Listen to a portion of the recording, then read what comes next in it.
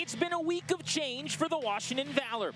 Washington's arena squad looks to author a new chapter in the novel that is the team's second year in existence. The first test for the Valor, led by a new head coach and a new starting quarterback. Their rivals from up 95. The Baltimore Brigade storm into Capital One Arena to try to spoil Washington's new beginning. And it all starts right now on the Monumental Sports Network. It's time!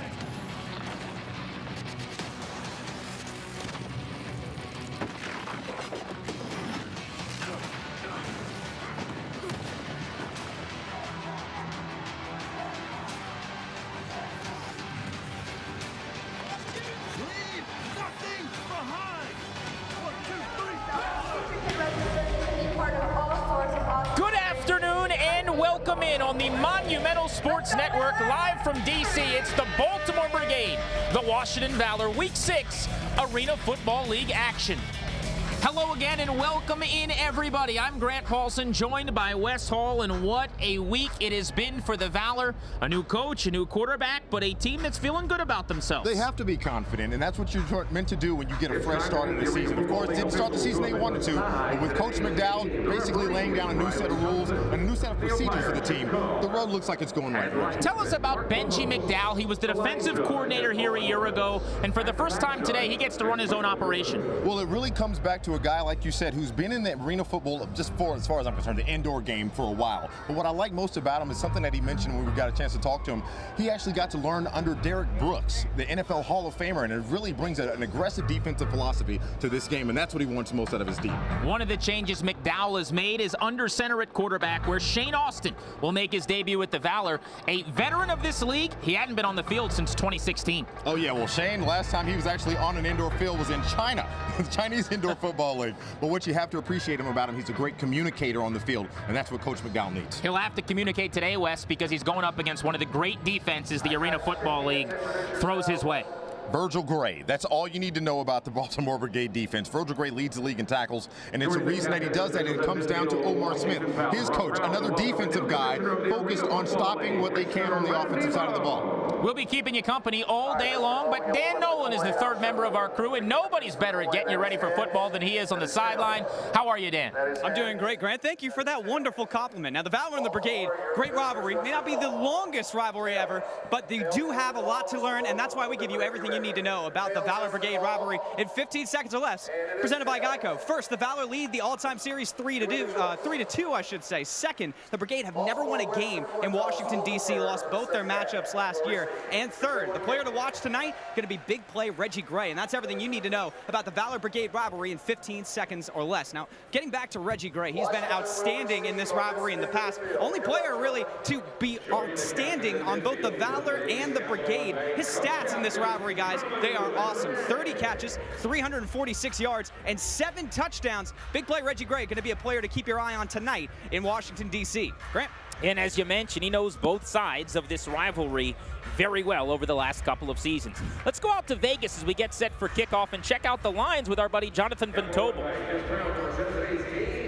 Thanks, guys. So the line out here in Las Vegas, Baltimore a 9-point favorite, total 96.5, and I'm going to go ahead and lay the points with the Baltimore Brigade. It's been a tumultuous week for the Washington Valor. Actually, a tumultuous start to the season. 0-4 right now. Of course, we know about the news of quarterback Nick Davila going down early in the year. You're on your backup quarterback, and now your head coach is gone. Reggie McDowell taking over in that spot at interim. So I'm going to lay the points with Baltimore. They've had a week off, coming off of a good win over the Philadelphia Soul, 31-21. They're flying high. They're the better offense. Don't exactly trust the Washington Valor defense. They got a negative 14-point differential at this point in the year, so really don't trust what the Valor bring to the table defensively. And if you go back to last week and what they did against Albany, once the umpire stopped doing onside kicks, which was driving me nuts, and making that offense drive the length of the field, it really bogged down in the second half. So I'm comfortable laying 9 points with the Baltimore Brigade on the road. They're the better team, the better offense, to come out with the win, and we'll lead under today as well. Thank you, Jonathan. The Valor will look to make him look incorrect today as they play underdog. We'll check in with him later in the broadcast about what was a big week out in Vegas as you look at Benji McDowell getting ready for his head coaching debut. Let's take a gander at Wes's keys to victory. They are brought to you by MedStar Health. Well, it starts off with Coach McDowell because it's what he brings to the table, a fresh start and a renewed philosophy for this team. And it's all about changing the practice schedule, changing the game time situations that they rehearse in practice. It's all a new philosophy, and that's what they're getting right now, which is a fresh start. Then you look at read and recognize. That's really focused on the Valor defense because they got to read and recognize what Randy Hibbert wants to do on the offensive side of the ball for the Brigade. 21 touchdowns, 0 interceptions. You got to keep an eye on this quarterback. Then you move on to the Nixon era. That's Rory Nixon for the Brigade, number 23 in white. You'll see him today. A big body, and he can punish you. 19 rushes, 34 yards, and a touchdown. But the key to him is in short yardage situations, he can leak out of the backfield or take a dive run up front. So either way it goes, your defense has to be prepared for a big guy like that trying to move the ball. A great opportunity for the Valor. Playing a team they had success against last season, an arch rival, and inaugurating a new chapter in this organization's history in Game 5 here in Week 6 of the 2018 season as the players take to the field and get ready for kickoff. We should let you know that Baltimore did win the toss and deferred, so the Valor will receive. And I got to tell you, I always like deferring when I'm on the road. Yeah. Enjoy that. Well, it's one of those things you're going to see today that the Valor are starting fresh. Everything is new. So what we traditionally would normally do, they're going to try to switch it up a lot. And one of the things that we didn't get a chance to mention is Billy McDowell's philosophy, aggressive football. Being aggressive on both sides of the ball, dictating the tone. That's what the Valor have to do today. Welcome our audiences in on both Facebook and on Monumental Sports Network. Thanks to all of you watching on NBC Sports Washington locally in the D.C. area today, as well as we are underway from Capital One Arena. It's going to be Chris Duvault from halfway deep in the end zone. He breaks across the 5-yard line, and the Arena Football League's leading return man is across the 10. That's where the Valor will start with their first drive of the day. I love Chris Duvault returning. It's just something about the way that he returns the ball aggressively, not afraid to get upfield. And what he really does bring to this table is basically being in shape. It's a certain agility that you have to have as a receiver. And I know we were talking about at the beginning of pregame about the size of his legs. Like, you got to have some core strength to be able to carry out like that. Geico starting offense. Shane Austin is the trigger man. First start since 2016 in Arena Football League action. He'll be slinging it to Reggie Gray, Josh Reese, and Chris Duvault out wide. And, of course, in the AFL, you'll see some head starts from deep in the formation. Josh Reese will be the motion man on first down. First throw is to Reese. He'll make a step at the 15 and get up toward the 20.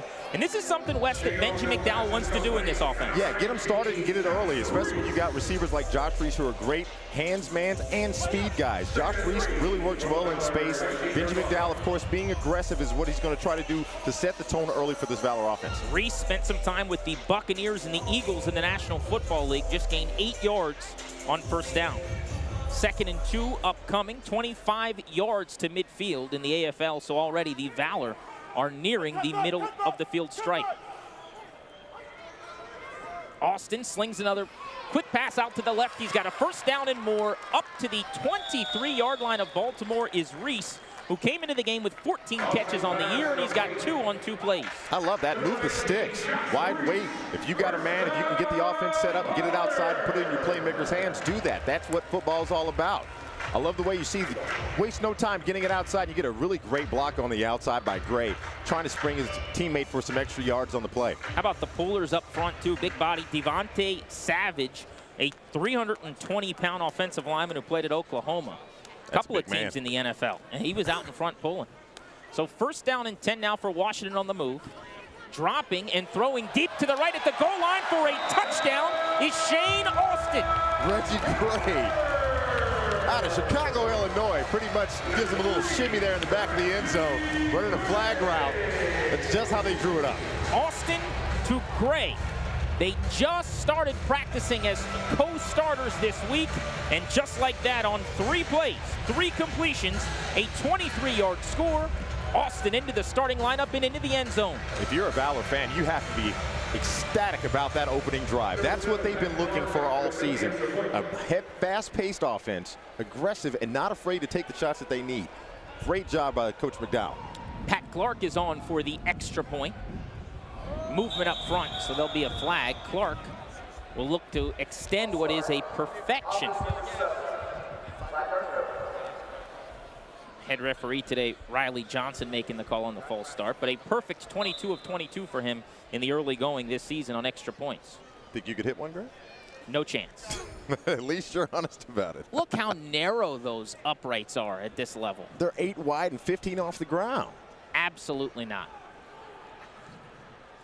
New England Patriots do use these in practices, though, Wes. Too true. The Redskins have some shorter AFL uprights at their facility as well. Clark kicked the laces, and he's wide to the left. No good. So a touchdown followed up by a missed extra point gives the Valor a 6-0 lead. Still 12 minutes to go in the opening quarter on the Monumental Sports Network.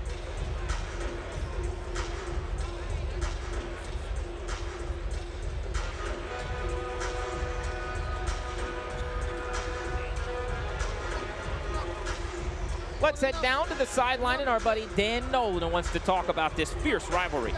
Well, thank you, Grant. First off, Grant, I don't think you're giving yourself enough credit. If you gave it a couple tries, I think you could put it up. Well, he didn't say how many kicks I got. That's true. Maybe on one try. Whatever. Nothing wrong with it. Nothing wrong with it. In terms of the rivalry, I mean, you're right, Grant. This has been an outstanding rivalry. In fact, the average margin of victory between these two teams in favor of the Valor, 1.6 points. That's it. But it's just another game for the Valor. They're just trying to get that first win of the season. Sorry. This is not just another game. This is the biggest rivalry in the AFL. Hi, Eric. How are you? Hi, Thanks for coming on the broadcast, dude. I was in the middle of doing my own thing. All right, fine. Why don't you tell them what you're doing today? Yeah, I'll be here with Dan, commentating the game, talking about the game, telling you why Baltimore is just a better city and just a better football team overall. I mean, also, that's why I'm here. Eric will be active on Facebook as well, answering your questions all game long. So, guys, I guess there's more of us than I thought on the broadcast today. Absolutely. So I'm going to be on Facebook. I want to know from you guys, who is your favorite player on these teams? Last year, I would have said Reggie Gray is my favorite. Now he took my heart, he threw it on the ground, he just spiked it into the end zone down there. I'm going to go my favorite, Rory Nixon. So you tell me in the Facebook comments who your favorite player is on either of these teams. Back to you guys. Much appreciated. Wes, who is your favorite player on the Valor? I'm going to go with the roll call here. I'm going to go Chris Duval. I think he has the ability on the Valor team to kind of change this game. Obviously, as a receiver and a return man, he gets a lot of contact with the ball. He can make a difference. On the Brigade side, it comes down to Hibbert. I mean, Hibbert really sets the tone for this Brigade offense. If he gets hot, it's going to be a real problem for the Valor. Here's your touchdown. Valor getting on the board first. 6-0 lead. The former Brigade wide receiver Gray making the big play. Welcome back to our audiences on NBC Sports Washington and on Facebook. Live from Capital One Arena, the Valor have drawn first blood. 12:03 to go in the first quarter. They went the length of the field on 3 plays, 3 completions. A terrific opening series for new starting quarterback Shane Austin. Pat Clark, a southpaw kicker. Soccer style will boot the football end over end, left to right on your screen. Baltimore is going to touch the ball here for the first time in the form of Brandon Tompkins, and he will wait for a ball to pinball around in the net, and they will start 1st and 10 down around their goal line. Shout out to the Bud Light Party Zone. That's where that one landed. That is the best way to watch a game here at Capital One Arena, and I'll tell you right now, my birthday was a couple days ago. Now I'm working today. I was going to surprise you, no buddy. need. This is about the Brigade and the Valor, but I've got 25 friends in the Bud Light Party Zone. Are you serious? We're going out to watch the Caps game after this. It's going to be a good day. Oh, my gosh. Your starting offense for Baltimore, brought to you by Geico. They're led by Randy Hibbert. All he did last year was win the MVP award offensively in arena football. And this year, he's already leading the league in yards, completions, and touchdowns. He's a machine. He is a machine, and it's a problem for anybody that wants to face him because being a veteran in this league, he knows what it's like to face pressure. And it's just a matter of him being able to stay where he wants and complete his passes. See if the Washington defense can get off to a quick start as Hibbert drops into the end zone. He's hit as he throws way downfield, and he is picked off. The Valor have their first interception of the season. A gorgeous play made. Davenport went up and got it. That is actually what we've been talking about. The Valor defense stepping up and making a play. Davenport gives Randy Hibbert his first interception of the season. Valor getting their first interception of the season. I tell you right now, if this is the way that Coach McDowell wants to play this team, they're about to be on a serious tear through the AFL. Welcome to the head coaching role, Benji McDowell. Was over. Unsportsmanlike I mean, you talk about pressure from Jake Payne on the outside, of course, getting some contact. So you know that Hibbert wasn't ready for it. But I love that Davenport played inside. He knew he had the wall on the outside. Go ahead and stay inside and play some coverage defense and get an interception. Valor up 6-0. Get the ball back next. Stop by the Capital One Arena team store and check out the latest Valor gear. The Capital One Arena team store is on the concourse behind section 120.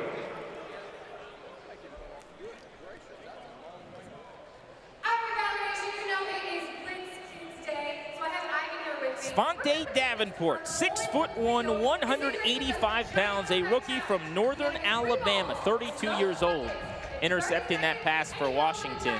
Down on the field, Dan's got the hat cam, I'm being told. Pretty cool. You know, one of the coolest parts about the Arena Football League is all the innovative technology that they get to use during the broadcast. One of the examples is right here on my head right now. It's the hat cam. Actually, if you take a look from the hat cam, you can see all kinds of perspectives all over the field.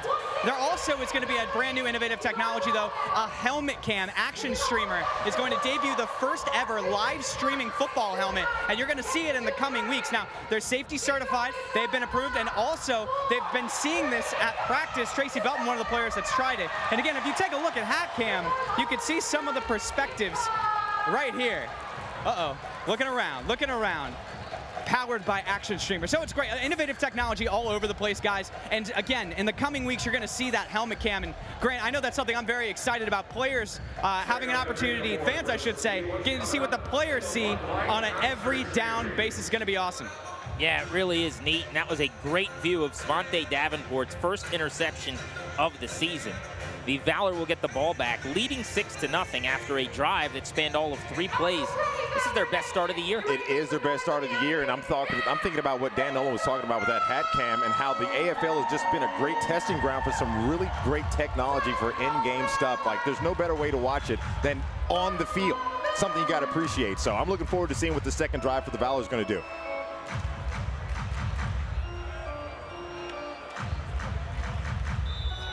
Washington's offense back out onto the field, 1st and 10 from their own 5-yard line, leading 6-0. And they get the football after just one play from Baltimore's offense because of Devante Davenport's first pick of the year, the first pick of Hibbert, leading the league in almost every passing category by any defense this season. Austin looking to continue his 3-for-3 day as he throws too tall and out of bounds. Yep, and they're going to be in the front row right there. So that's what you love about an arena football game. You might become a part of the game. But of course, Shane Austin feeling the pressure, coming up basically right up the A gap per se. Able to get rid of the ball quickly. Instead of taking the hit, possible sack, get rid of the ball, live to see another day. 2nd and 10 from the 5 upcoming. Wes, I love when the players go into the crowd, as you'll see at the end of this play here, the faces of those folks who just aren't used to being at a football game and having a player in their lap. I'm telling you, man, what's even really cool is if you catch the ball, you get to keep it. So as a fan, hey, you come to one of these games, you can walk away with some really cool gear. Reese and Gray out here to the right. Austin's got the ball, and he's dropping into his end zone. Moves in the pocket. He's going up top, and he overthrows his intended receiver, Chris Duval. Wow, you talk about an aggressive play call. Coach McDowell has talked about that this week. He wanted to be aggressive on his offensive play calling, using the speed of Chris Duval to get some separation, and you take the shot. Go ahead and take the shot against the defense right there. You know what made this whole play? Watch the body movement in the pocket. This is something at the NFL level great quarterbacks sometimes struggle with. Shane Austin showing mobility behind center. Yeah, that back pedal shuffle step is something that the greats work on as a fundamental piece of their game. If you can't do that, you're not going to have a lot of success. And one thing the arena game is really good for is giving you compact pockets where you have to really make a decision, stick with it, and try to make a play. The Valor 3rd and 10 here, pretty critical. And the AFL, there's no such thing as a punter, so they need to pick up some yards to make 4th down easier. Austin from his own goal line, throwing to the right. He's got a catch made by Reese. His 4th grab of the day. Reese is going to be a focal 8-yard point. line. Sorry about that. Yeah, Reese is going to be one of those guys that is going to be a focal point of this offense. Again, he's great at catching the ball with his hands. That saves you about a 1.5 seconds as a receiver to give you a chance to make a play. You see that DeVault goes upfield, clears the zone, and right outside is Reese with his hands. Makes a great play. Victorian there for the tackle, using the wall for the assist. Cuts that little 10 yards into 5. Hopefully they can get on this 4th down conversion. Banged against the boards at the 9, and you're right. They made it a manageable 4th down here as Reese now splits out to the left, and T.T. Tolliver The Jerry Rice of this league is going to be in motion as he's communicating with Austin, and now coming to the left side of your formation. On 4th down, Austin wants his guy, and he's too tall for Tolliver, who got slammed by Gray into the boards at midfield. And that means Baltimore is going to take over with sensational field position. It looked like a good play. You drew it up perfectly. I mean, the only problem was the Brigade defense, they knew what was coming right there. You can see when you've got Gray in the secondary, we talked about a problem that he's going to be. He already knows where his man is. He knows who's going to get the ball. TT Tolliver just a little too short to make that catch. We're going to be debuting a helmet cam, and if TT Tolliver was wearing it on that play, the camera would have just seen a whole lot of wall. Oh my gosh. The 41-year-old from Bethune-Cookman just took a shot from the padding.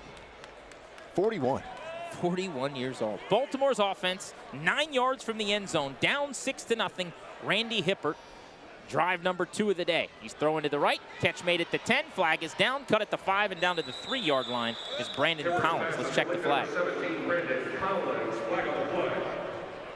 See anything there, Wes? Oh, what I did see was a really smart play, bringing Collins from the left side of the formation. They picked up the flag. Oh, no flag, no laundry. So now I can really say what I was going to say. Even better play, the fact that you brought Collins on the right side of the formation, created some chaos for that Valor defense. Makes it really difficult to find the ball and find the man.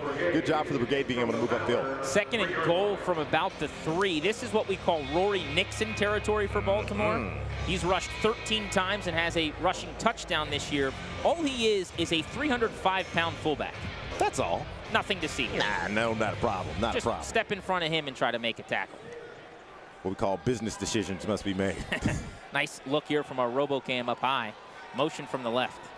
Hibbert gives, it's Nixon. He's plowing his way up the middle, and he's into the end zone for a touchdown. I told you, Rory Nixon, the Nixon era, he's key to this game. He's a part of what Baltimore does well. They understand they've got the size and the skill up front.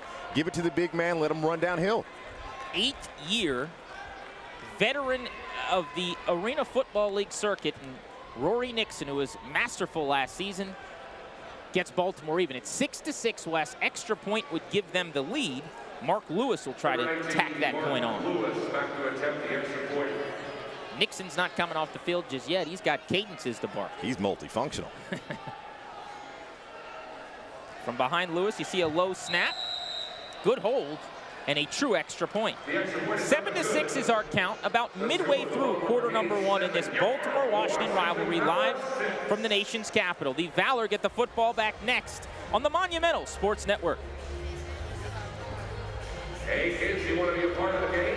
Join the Blitz Kids Club for your chance to be a part of a ball kid or win great seats at the next Valor home game. For just $10, you can join the club. Stop by Suite 106 to sign up today. Our buddy Jonathan Von Tobel out in Vegas is joining us now. Excited to have him live on the broadcast. Jonathan, as a guy who likes to put a little $1 or $2 on games occasionally, this week's news out of Vegas, Supreme Court, was very exciting for me. What do you guys think about what happened? Oh, of course, the ruling from the Supreme Court is huge, and of course, there's a lot of stuff that has to be covered. PASPO struck down, so all 50 states can do what they want with it, but your state has to decide. So it's a very exciting time, but there's still a lot of stuff to really be figured out at this point from state to state. But it is good news, and we've come a long way from where we've been in a long time. And as for this game, guys, you got to like that the scoring's picked up a little bit. Austin has really provided the spark offensively for the Valor, but I want to see in the second half, because last week against the Empire, they kind of petered out in the second half. I got to see more in the second half, so I'm going to take this with a grain of salt for now. Thank you very much. We appreciate it. And again, That's the fair. spread was 9 points in this game, as he told us pregame. And he makes a great point, Wes. Yeah.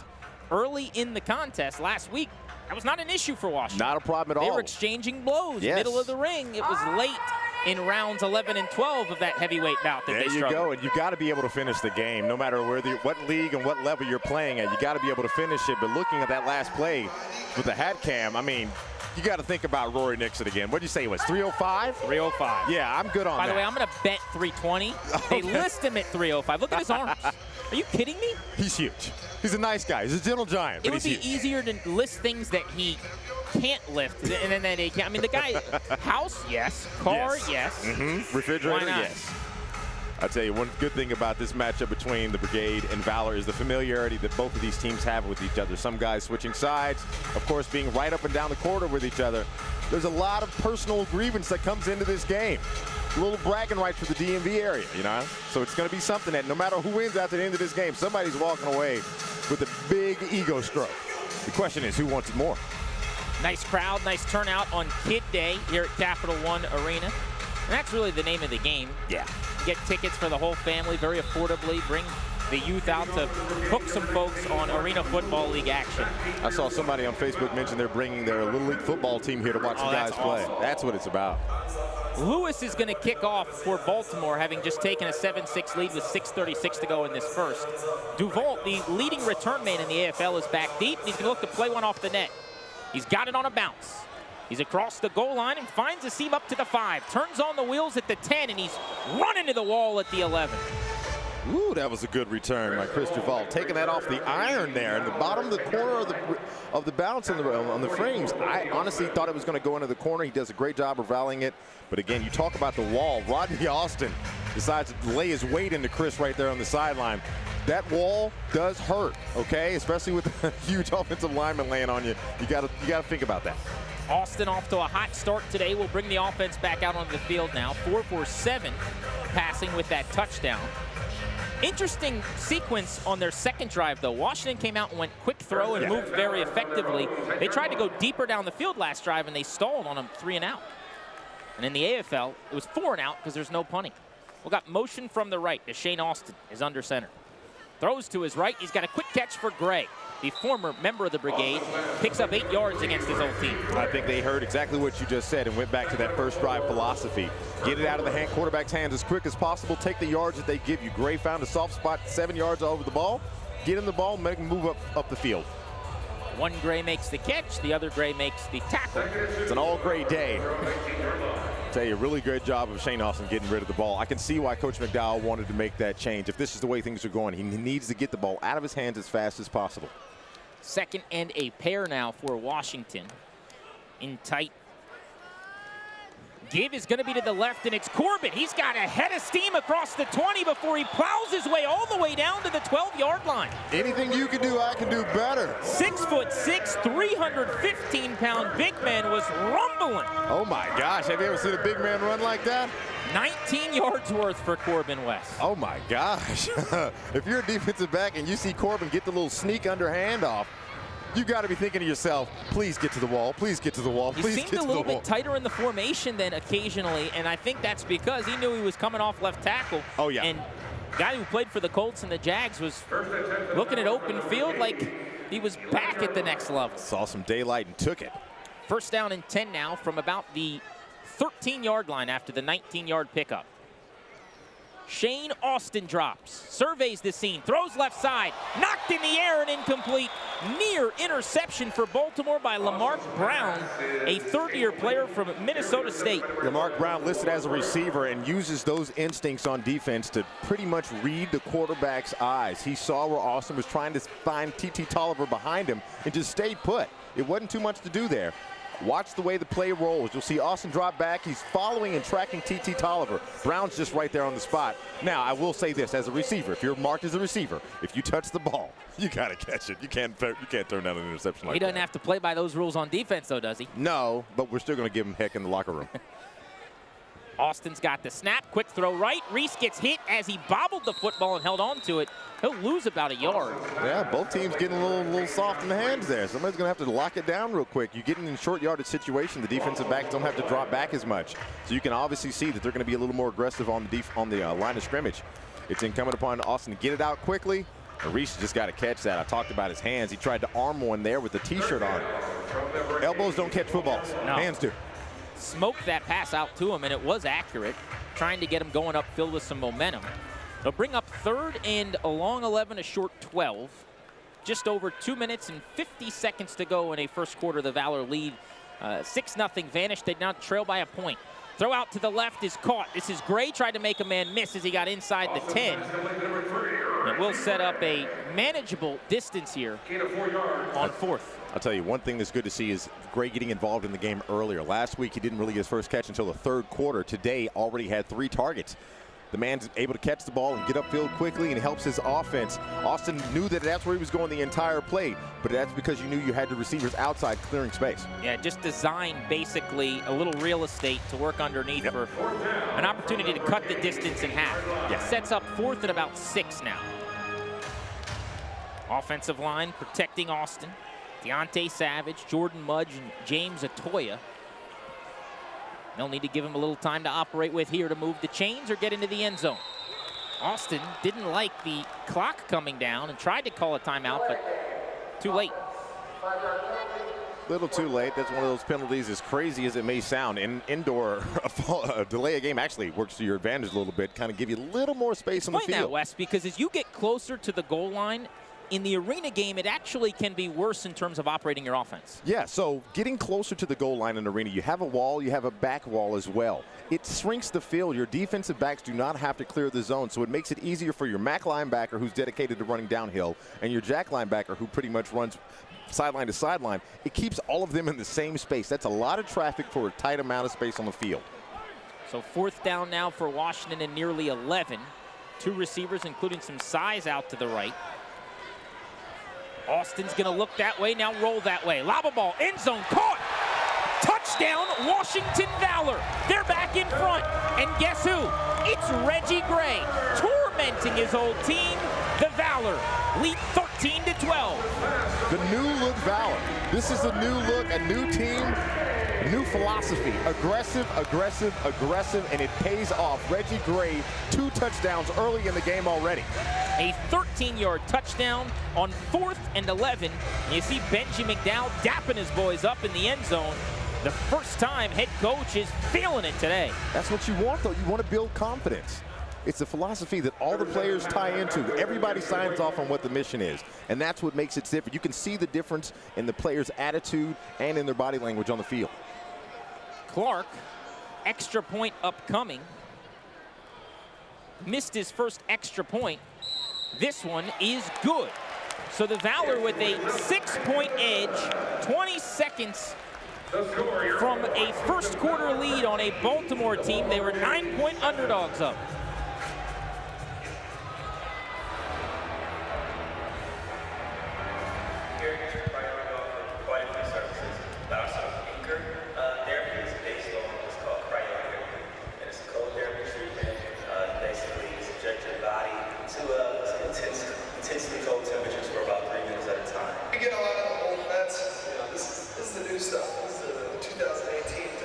Down on the sideline, Dan Nolan joins us and looks like he's found a familiar face. That's right, a very familiar face in the Monumental Sports and Entertainment family. It's Mike Tebow, the head coach and general manager of the Washington Mystics. Training camp just wrapped up. First regular season game tomorrow. We'll get to that in a sec. But now the training camp is over. You played some preseason games. How do you feel about the Mystics heading into the 2018 season? Good, in that, you know, we had a training camp where we kind of had a jumping off point from last year's playoffs instead of starting over. We have a lot of familiarity. We've had a few bumps and bruises with some injuries, but we're good. We've made our final cuts. The chemistry is great, and I think everybody feels like it's going to be a great season. Many players saying they're in the best shape that they can remember in a long time. Obviously, the team chemistry better. Now you enter the first game of the regular season, which you can see live on Monumental Sports Network tomorrow at 1 p.m. And, Coach, this is a team that's looking to build off a semifinal berth. How do you feel now entering tomorrow's game against Indiana? Well, you know, we played them in the exhibition season, so we know what to expect. They do, too. We played great against them. I think our players have a comfort zone, you know, going to our first game of what to expect, what we need to do defensively and offensively. And I think they're excited about to get the chance to show our fans the pace we're playing at, how many, you know, positive things have happened in the offseason. It's exciting to get started. Certainly it's going to be a fun game tomorrow. By the way, Natasha Cloud behind us is doing a T-shirt toss. So now it's time to get back to the football game. Coach, thank you. Grant, back to you.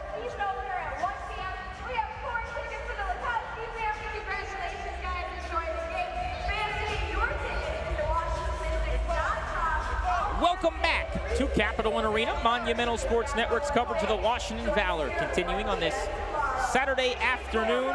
Shane Austin is off to an 8-for-12 start in his first start with the Valor. He's thrown for 67 yards and 2 touchdowns, both to Reggie Gray. That man right there has 4 grabs for 48 yards early.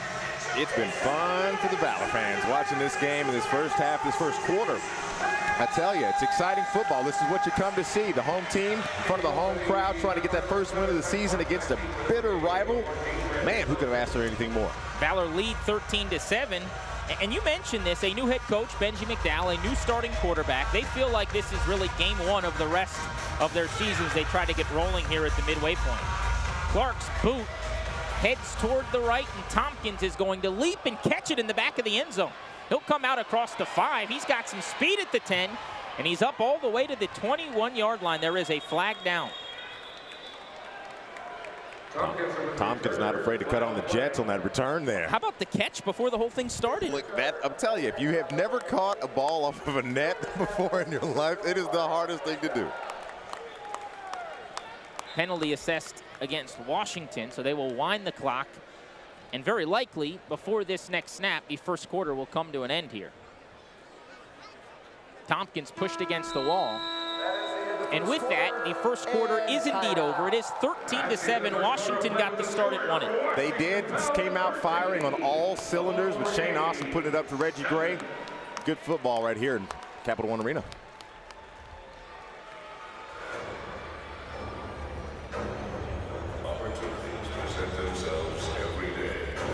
It's a big night for Washington, D.C. sports. The Washington Capitals are set for Game 5 tonight in the Eastern Conference Final with the Tampa Bay Lightning. We wanted to give you some pregame hype before switching over to that game after our game ends.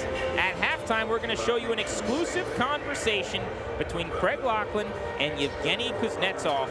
By the way, Kuz turns 26 years old today. Oh, happy birthday. Kuz. Hoping he can pot a goal or two to celebrate. Here is a peek at what you're going to see. Yeah, I never wore a suit before I came here. Really? My first suit is just on my wedding. No. It's only one, yeah. And when I came here, I don't have a suit. They called me. they told me, you gotta fly like in 2 weeks. Like, then like 5 days before, hey, should I bring like hockey gear? No. Like, then my agent called me a couple days before. Hey, do you know you need a suit? Because before the draft we have a combine test. Yep. Everybody bring the suits. I came with the jeans. Nobody told me that. You never ever had a suit? No. But you have been as good in today's NHL? No way. Even if you give you nice skates and nice stick? Don't worry about that. There's no way here now. Even if you're going to have good centerman? If I played with you, yes. Yeah. Level with me, Craig Laughlin, Yevgeny Kuznetsov at halftime. I love those. They're so good. Kuznetsov is too, by the way. He has tied Alex Ovechkin's franchise record for points in a postseason run already with 21. Are you serious? How about this guy's got 2 shirts already? Catching. Racking them up. Everything being thrown. Tonight, Caps Lightning Game 5. What do you think happens, Wes? 4-3 Caps. I'll take that. 4-3 Caps. We're good on the road. They have played Game 5 in each of the last 2 series, tied at 2-2. And in both of those 2 series, they have won Game 5. Wow. 4-3 in overtime, a score you just predicted against Columbus. 6-3 in a laugher in Pittsburgh. Yeah, I remember that one. The winner of this game very likely wins the series. So I agree with boy, that. do I hope you're right. I tell you. We are ready to start the second quarter at Capital One Arena, where the Baltimore Brigade offense is back out onto the field. The Valor trying to protect a 13-7 lead. Reigning MVP quarterback Randy Hibbert is under center for the Brigade today. Hibbert's first throw of the drive is caught for a first down for about 11 yards. That is Quinton Sims from Tennessee Martin. Quinton Sims, good receiver. Saw a lot of him in the first matchup they had in week 1. Sims and Collins created a lot of problems for the Valor defense. And one thing that they've actually been really aggressive on this week, the Valor defense being, is trying to close those lanes for Randy Hibbert to throw into. Davenport, of course, on the backside. Number 17 is Alvin Ray Jackson, new to the team this year. He's actually the jack linebacker. They're just going to try to do their best to limit the opportunities that Randy Hibbert has at finding his receivers. Jackson's a 3-time All-Arena first-teamer, by the way. Hibbert's throw to the right. He's got Collins up against the wall. He just basically hid out while all the defenders dropped, and he got a few yards on first down. And you can see a couple trick plays like that in the NFL where a guy just hangs out. If he's in on the previous play, he can just stay outside of the numbers and try to, catch the defense sleeping right there. But Collins, good receiver. Most notably, saw him a couple of weeks ago in Baltimore go over the wall for a touchdown that actually ended up on SportsCenter's top 10 catches. So Landon Collins is not afraid of the shine if you get him the ball. 2nd and 4 upcoming for Hibbert. Give him credit on the little trickeration there because he was looking deep down the field until deciding to sling it wide. Hibbert's got a screen set up. This is an offensive lineman turn receiver, and the big fella lost the football. It's going to carry him out of bounds. That was Jordan McCray, the second-year player from Central Florida who plays tight end for this team. I tell you, the only person who's mad that happened was McCray, wishing that he could have kept that one in his hands as he went down. Really close. Official stopping play for just a moment as we've got an equipment malfunction. And they will now wind the clock. Michael Knight feels like his equipment was malfunctioning on his gloves. He couldn't pick that one up and maintain possession. Yeah. They're still doubled over now and looking down at some equipment. Maybe it's a contact lens, it looks Probably.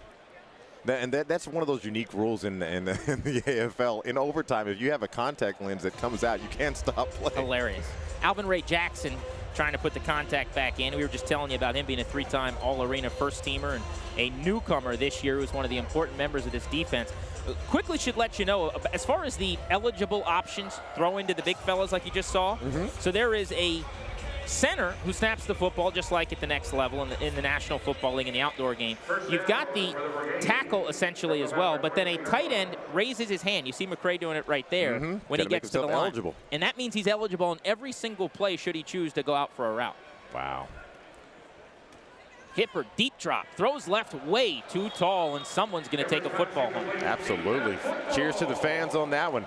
To the previous play, we talked about that contact not being in. Had that happened in overtime, they would have had to forfeit a timeout for that. It's really interesting, the dynamic of these rules in the AFL game. But yeah, that pass from Hibbert is definitely a gift for a fan. That's something you take home. Threw it off his back foot. There was a little bit of duress as well. Washington trying to get some pressure from Jake Payne, David Washington, and Reggie Wilson, their starting defensive line. Only seen a couple quarterbacks that are pretty good off the back hill. Aaron Rodgers, Brett Favre. Yeah, that's a rarity, isn't it? It is. You want that strong base, you got to plant. That's what he did there, and he got a completion, middle of the field, running room at the 10, all the way into the end zone for a touchdown is Quinton Sims. And just like that, the Baltimore Brigade are back even. Quinton Sims using his size and speed to an advantage. Obviously knows where the defensive back is, sitting off of him, decides to catch the ball and just turn outside. That's the best thing about arena football. You know, if you can get past your guy, you got home free right there. And of course, Tracy Belton misses the tackle, leaves it open for Davenport, who's actually locked in on his man. But just a great reception, takes it on the 15, and it turns into a track meet using the good old-fashioned stiff arm. Nothing ever goes wrong if you use the stiff arm. Mark Lewis will attempt an extra point for the second time today. And again, a tough snap, good hold. And it is straight through. So the Brigade have taken a 14-13 lead with a little over 11 minutes to go in the first half, right here on the Monumental Sports Network. Today's second quarter replays are presented by Don John. Don George.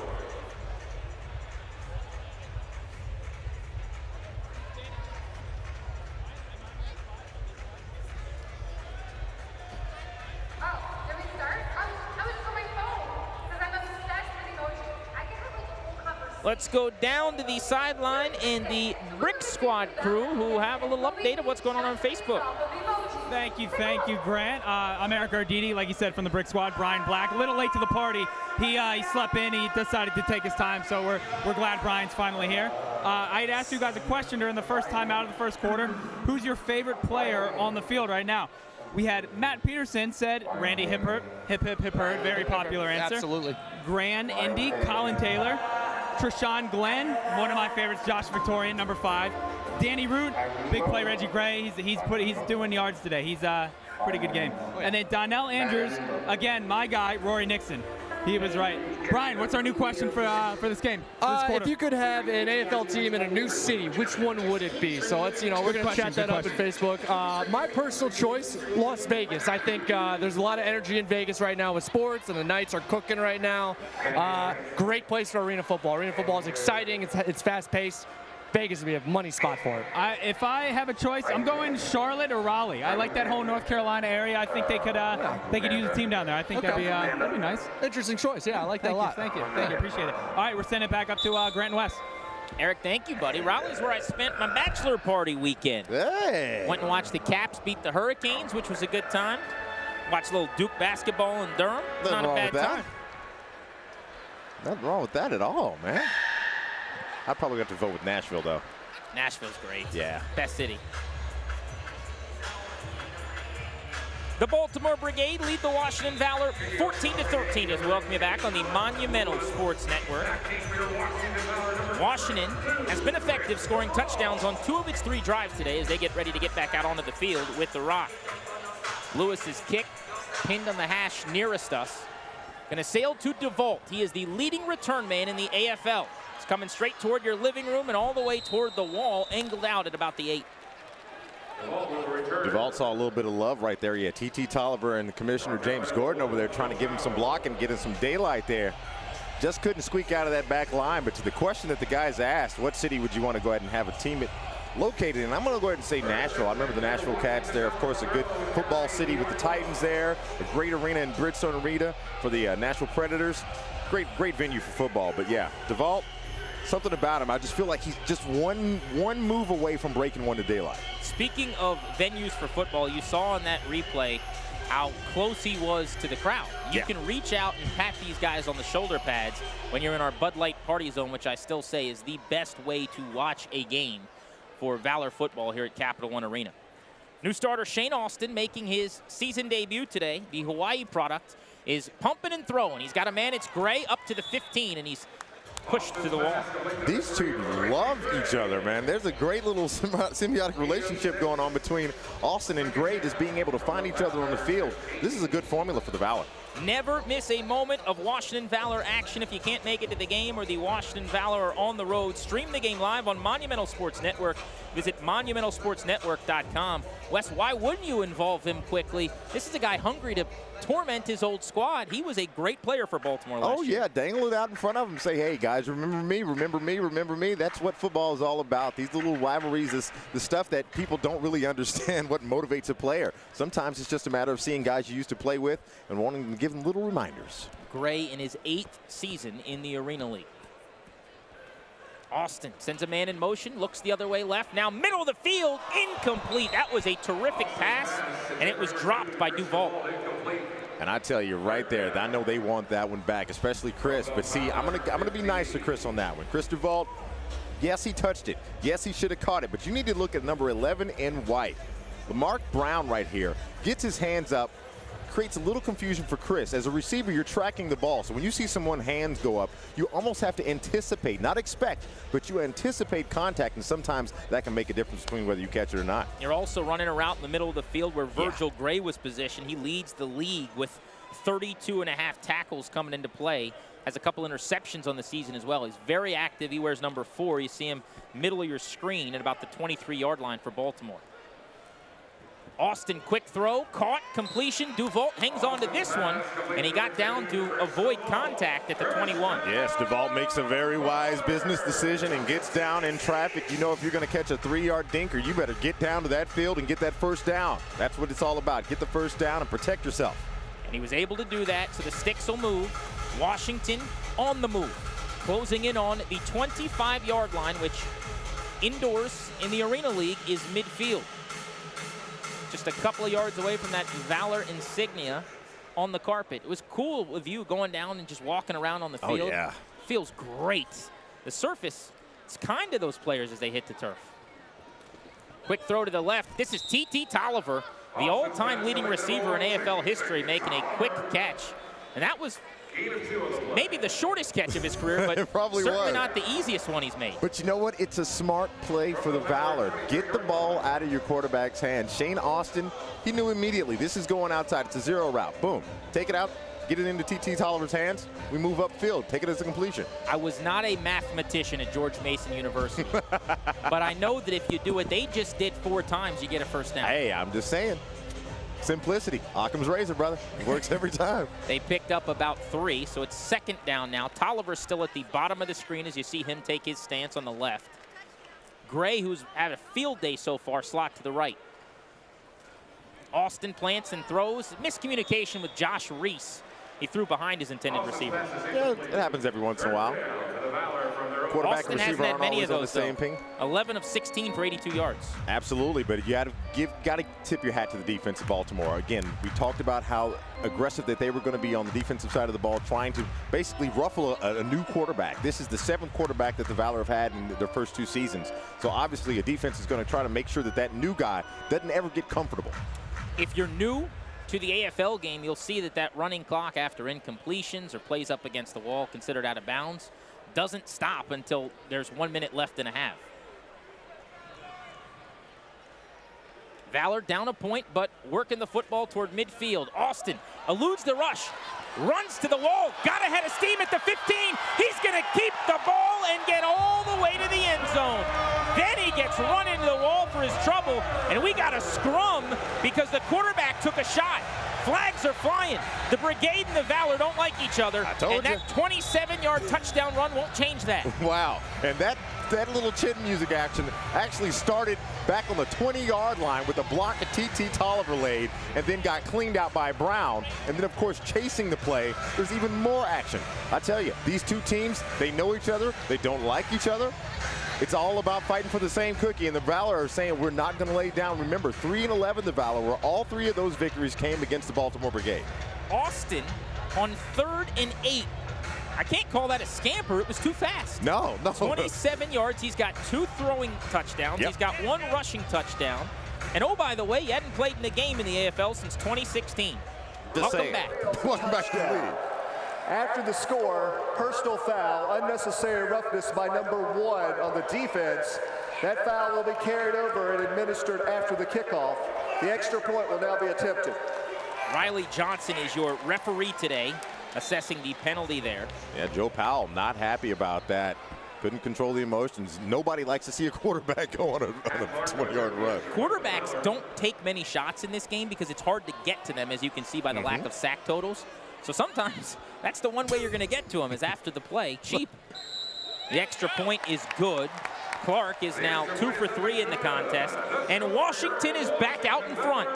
The Valor looking for their first win of the season under a brand new head coach with a brand new starting quarterback. Lead by 6. It's 20-14 midway through quarter number 2.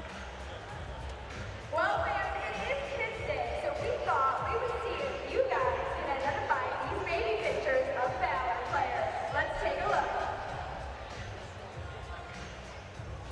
You may recall that the Valor were 9-point underdogs today. Jonathan Von Tobel, our buddy out in Vegas, back with us. And Jonathan, it might be too early, I guess, to start worrying about that, but what do you think of the Valor so far?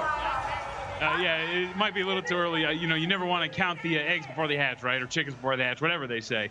Especially in sports betting where you can get burned quite a few times. And I actually wanted to update you guys, too, because you asked me about the Supreme Court, and I got a little excited. Forgot to mention that, indeed, so the Valor opened up as a 9-point dog. Baltimore actually, right before this game kicked off, got a lot of action and was bet up to a 10.5-point favorite. So there's bettors out there who laid 9 points. There's bettors out there who laid 10 points. So this is a varying in terms of the spread. So you can keep an eye on that. As far as the total, it closed at 96.5. We're sitting at 34 points. So it's kind of teetering towards the under, but plenty of time left to go. What do you think of Austin so far and what he's provided for Washington? How might that change the way we view them moving forward? Oh, it changes 100%, and the mobility, obviously, when you see that touchdown scamper like that, but just a little bit more confidence. And one thing I've noticed while watching this, guys, is, and you guys can attest to this, a lot of short underneath throws, which is eating up the clock a little bit, so underbettors are probably liking that. But the offense just looks more crisp. On these long drives last week, I mentioned the fact that the onside kicks were killing me, forcing them to drive the length of the field, really shut down the Valor. These long drives aren't bothering them at all now. Thank you so much. We'll be checking in with Jonathan Von Tobel out in Vegas all day long. He's got every number you need, Vegas style, and we love having him as part of our broadcast. As we welcome you back to Capital One Arena, you are looking live at Shane Austin, who has completed 11 of his 17 tosses for 82 yards, and he has 3 total touchdowns.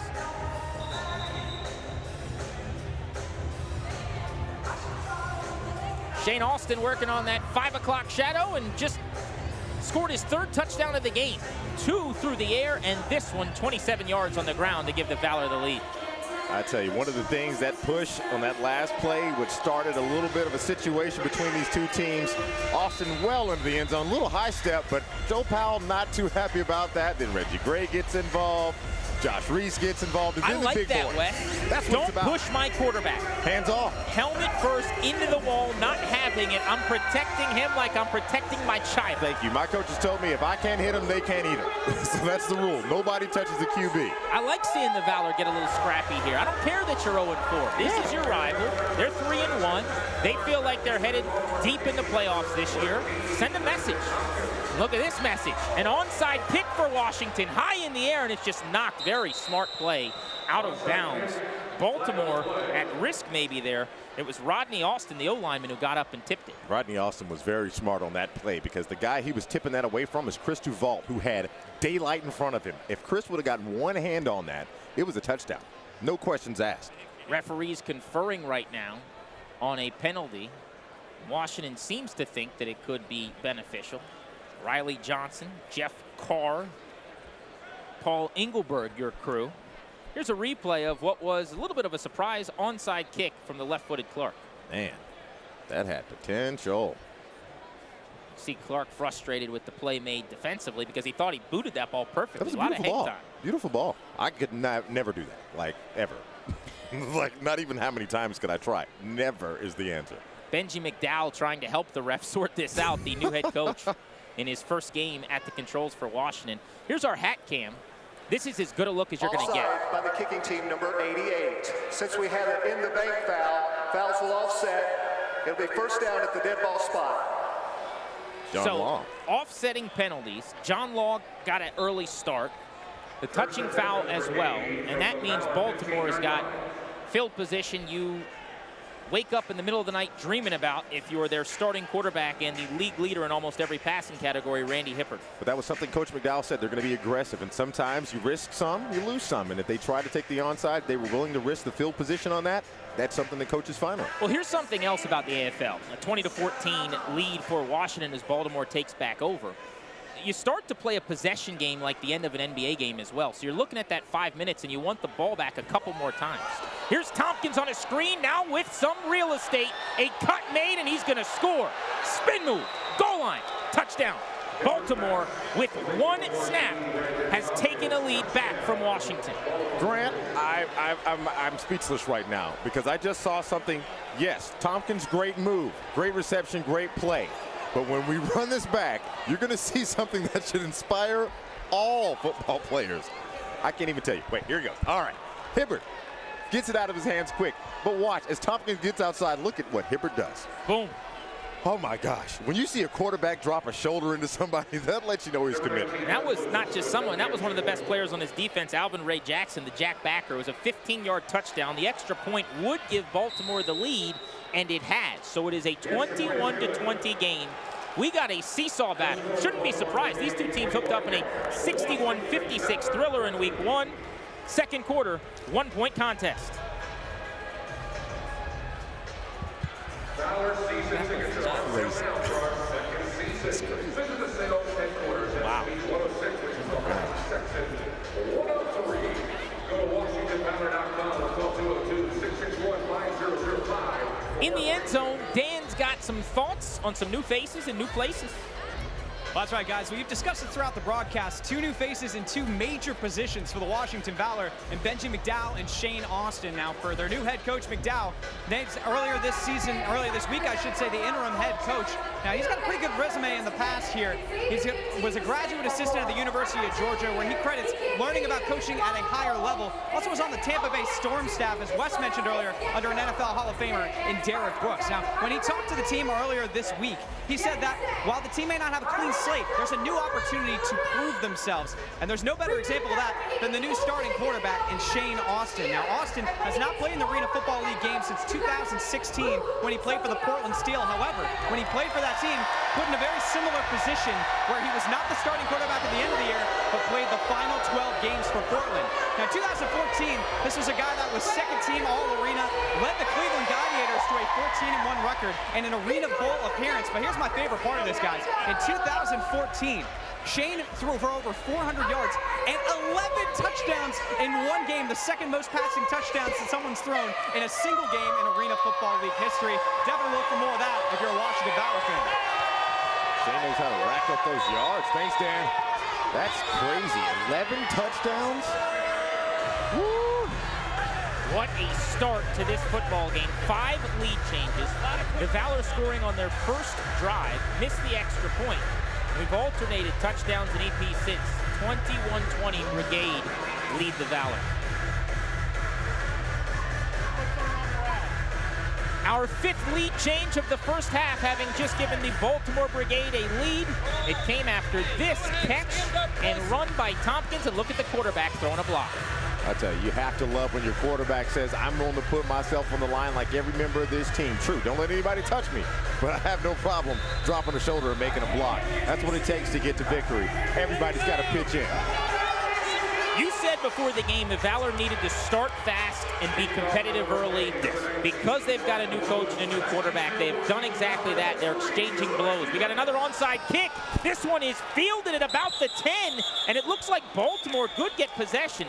Now, near the wall here, the official is pointing down at the ground, and he may say they didn't quite get far enough. Ah, it looks to be contact on the 9. Yes, so he's saying it's Washington football right there. And that is the line judge, Paul Engelberg, on that call. What a break for Washington. That's huge for Washington. Let's look at the replay here from the Monumental Sports Network crew, because if this is past the 10, Baltimore should get the football. Right there. He absolutely touched it. It looked like on top of the 10. Yep. That's close. That's really close. I mean, you couldn't draw it up any better than that. Great job at taking the squibber instead of the pounce kick. Keeps it on the ground. Gives your guys the same chance. Could see our first challenge of the day here. And indeed we are.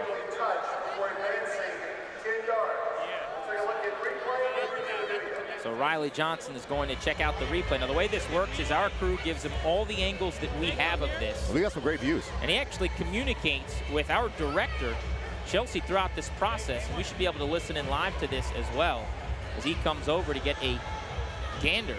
The naked eye said it was there. Yeah, my naked eye says that it was there.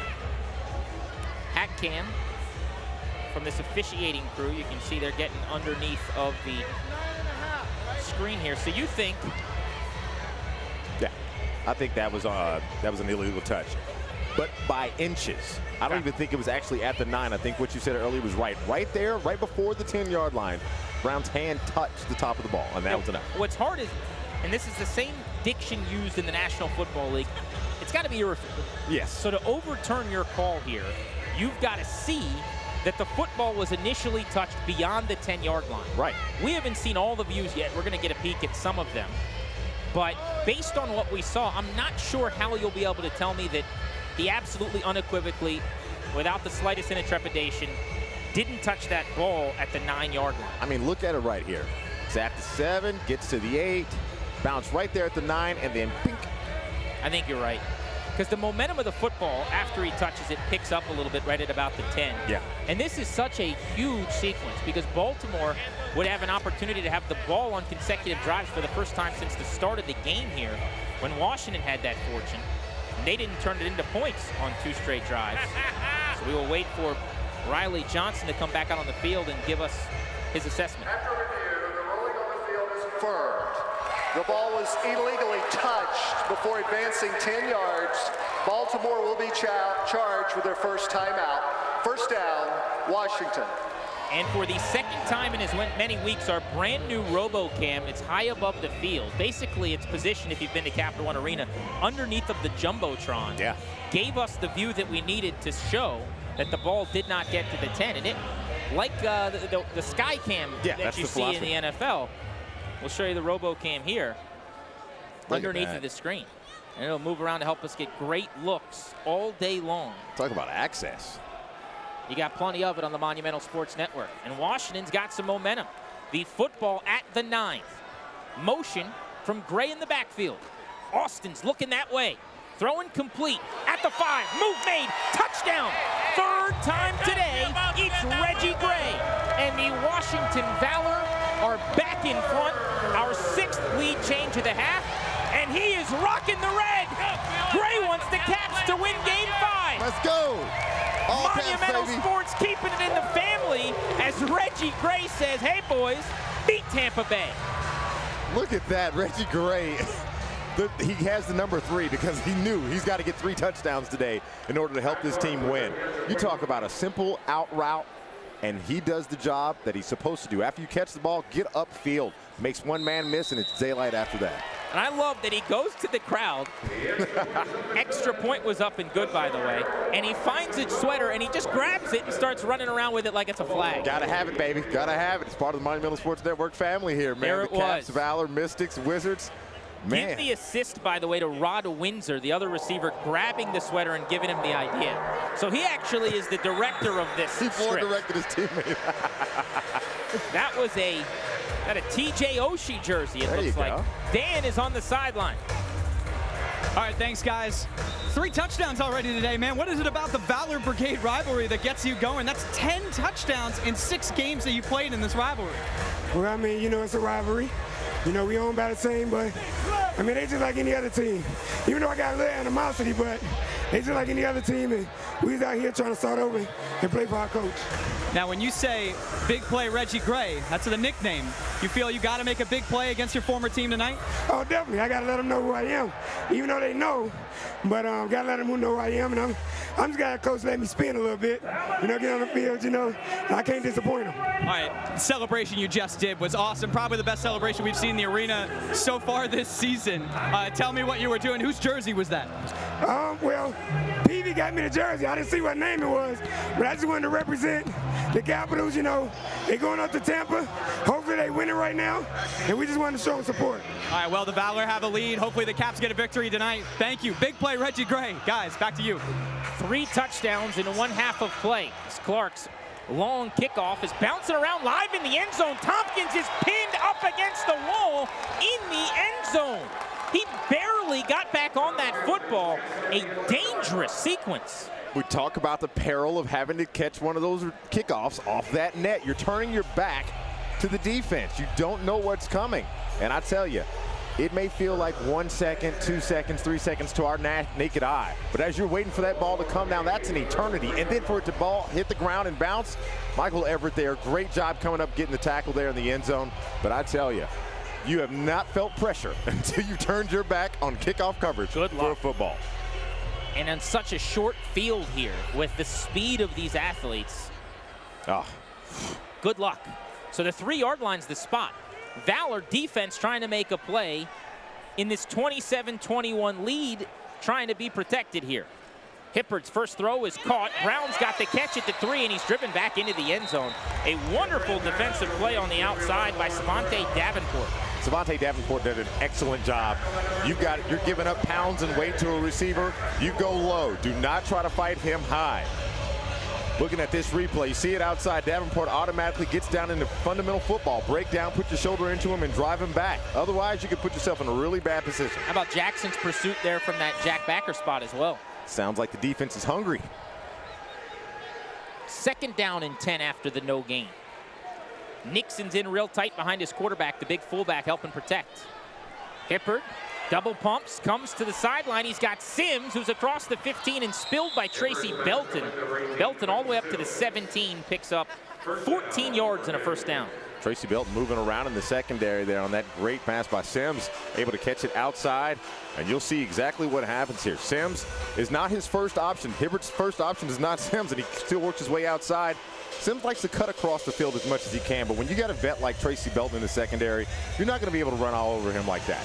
Good tackle by Belton. Wears number 6. You'll notice he does not have a Valor logo on his helmet today. That is because he's wearing a helmet cam that we're working out the technology on to show you next week, and we're going to have live helmet cams on players the rest of this season. Former Arena Football League defensive most valuable player. Completion at the wall to Brown on a short 3-yard pickup on 1st down. Sounds like the Brigade took a page out of Coach McDowell's playbook. Go ahead and just take the yards that they give you, 3 and 4, and work your way upfield. Timeout called by Baltimore. They've got 2 remaining in this half. So that with 1 minute to go here, 27-21 Washington lead in the first half. The 1 minute first half warning coming your way. Hibbert, first pass intercepted. He is 8 of 10 since on the Monumental Sports Network.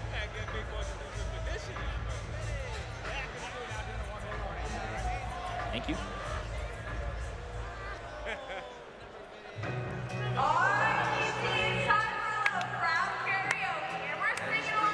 What a game it's been so far. The Valor got the football. It took 3 plays for Shane Austin to throw his first touchdown of the season. Hey, look, it all comes down to big play. Reggie Gray, his #1 target, 3 touchdowns on the day, shaking the defense left and right.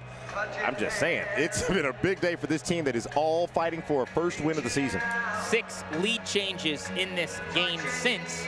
Right now, the Valor up 27-21. Our Brickhouse boys are on the sideline. Eric, Ryan, what's up? Thank you, Grant. So we asked you the question, if you could put an AFL team in any city, what would it be? We got some questions, or we got some answers through Facebook. Steven Yours said Newark, New Jersey. That's a good one. Yeah. We got Jay Franklin Holly said Orlando. Orlando, they've had one in the past, so that's another good one. We got Scott Phillip Levin. He's thinking Detroit or Milwaukee. He's a little Midwesterner. Blue collar town. Rust like Belt guy. Yeah. We've also got Terrence Bailey Jr., Miami, Florida. Miami would be a good one. Miami would be good. We got David Burnett, St. Louis, another good city, good sports town. Best fans in sports. That's what they say. We got Doug McCoy, Columbus, Ohio. Again, I can see that. They got a lot of big boys out there. Sure. And then we got John Taylor, who agrees with Wes, who says Nashville or That's my a great answer, choice. Charlotte. I think Nashville's a good phenomenal. one. Charlotte's a good one. Again, good answers, though. Let's send it back up to Wes and Grant. I knew Nashville was a good answer. Nashville is my favorite city I ever traveled to on a sports beat.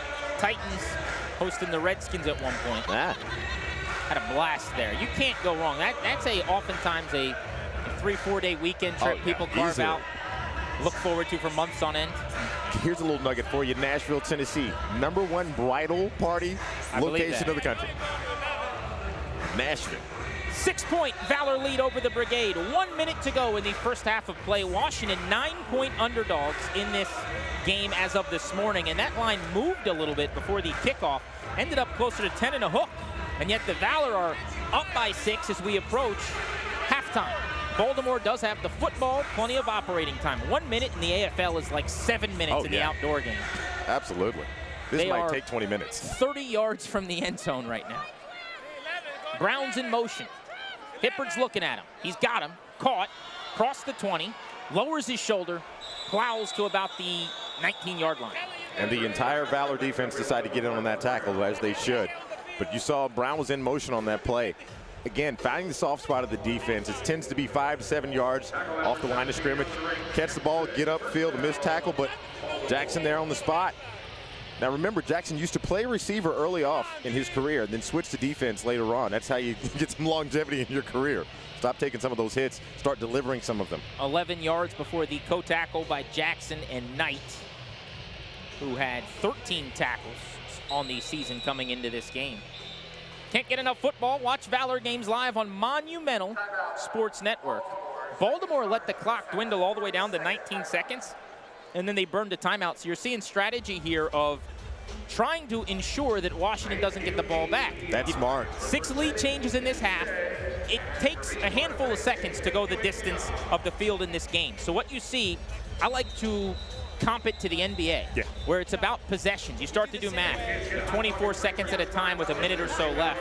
If you're Baltimore, you either try to strike quickly at 1 minute, and that way Washington gives you the ball back with 13, 14 seconds. That's 3-4 plays. Right. Or you do what they're doing, which is run clock and confirm that you're going to have the ball last. Smartest thing to do is what Coach Smith did for Baltimore. Go ahead and run it down, because at the very least, if all things fail for Baltimore, they're only down 1 touchdown. Right. But if you leave that clock up there, in arena football, it takes 1 play to make a difference. 1 play can determine whether you're in victory or loss. You mentioned Omar Smith, the head coach, 14-20 as an AFL head coach, but his team 3-1 to start this season.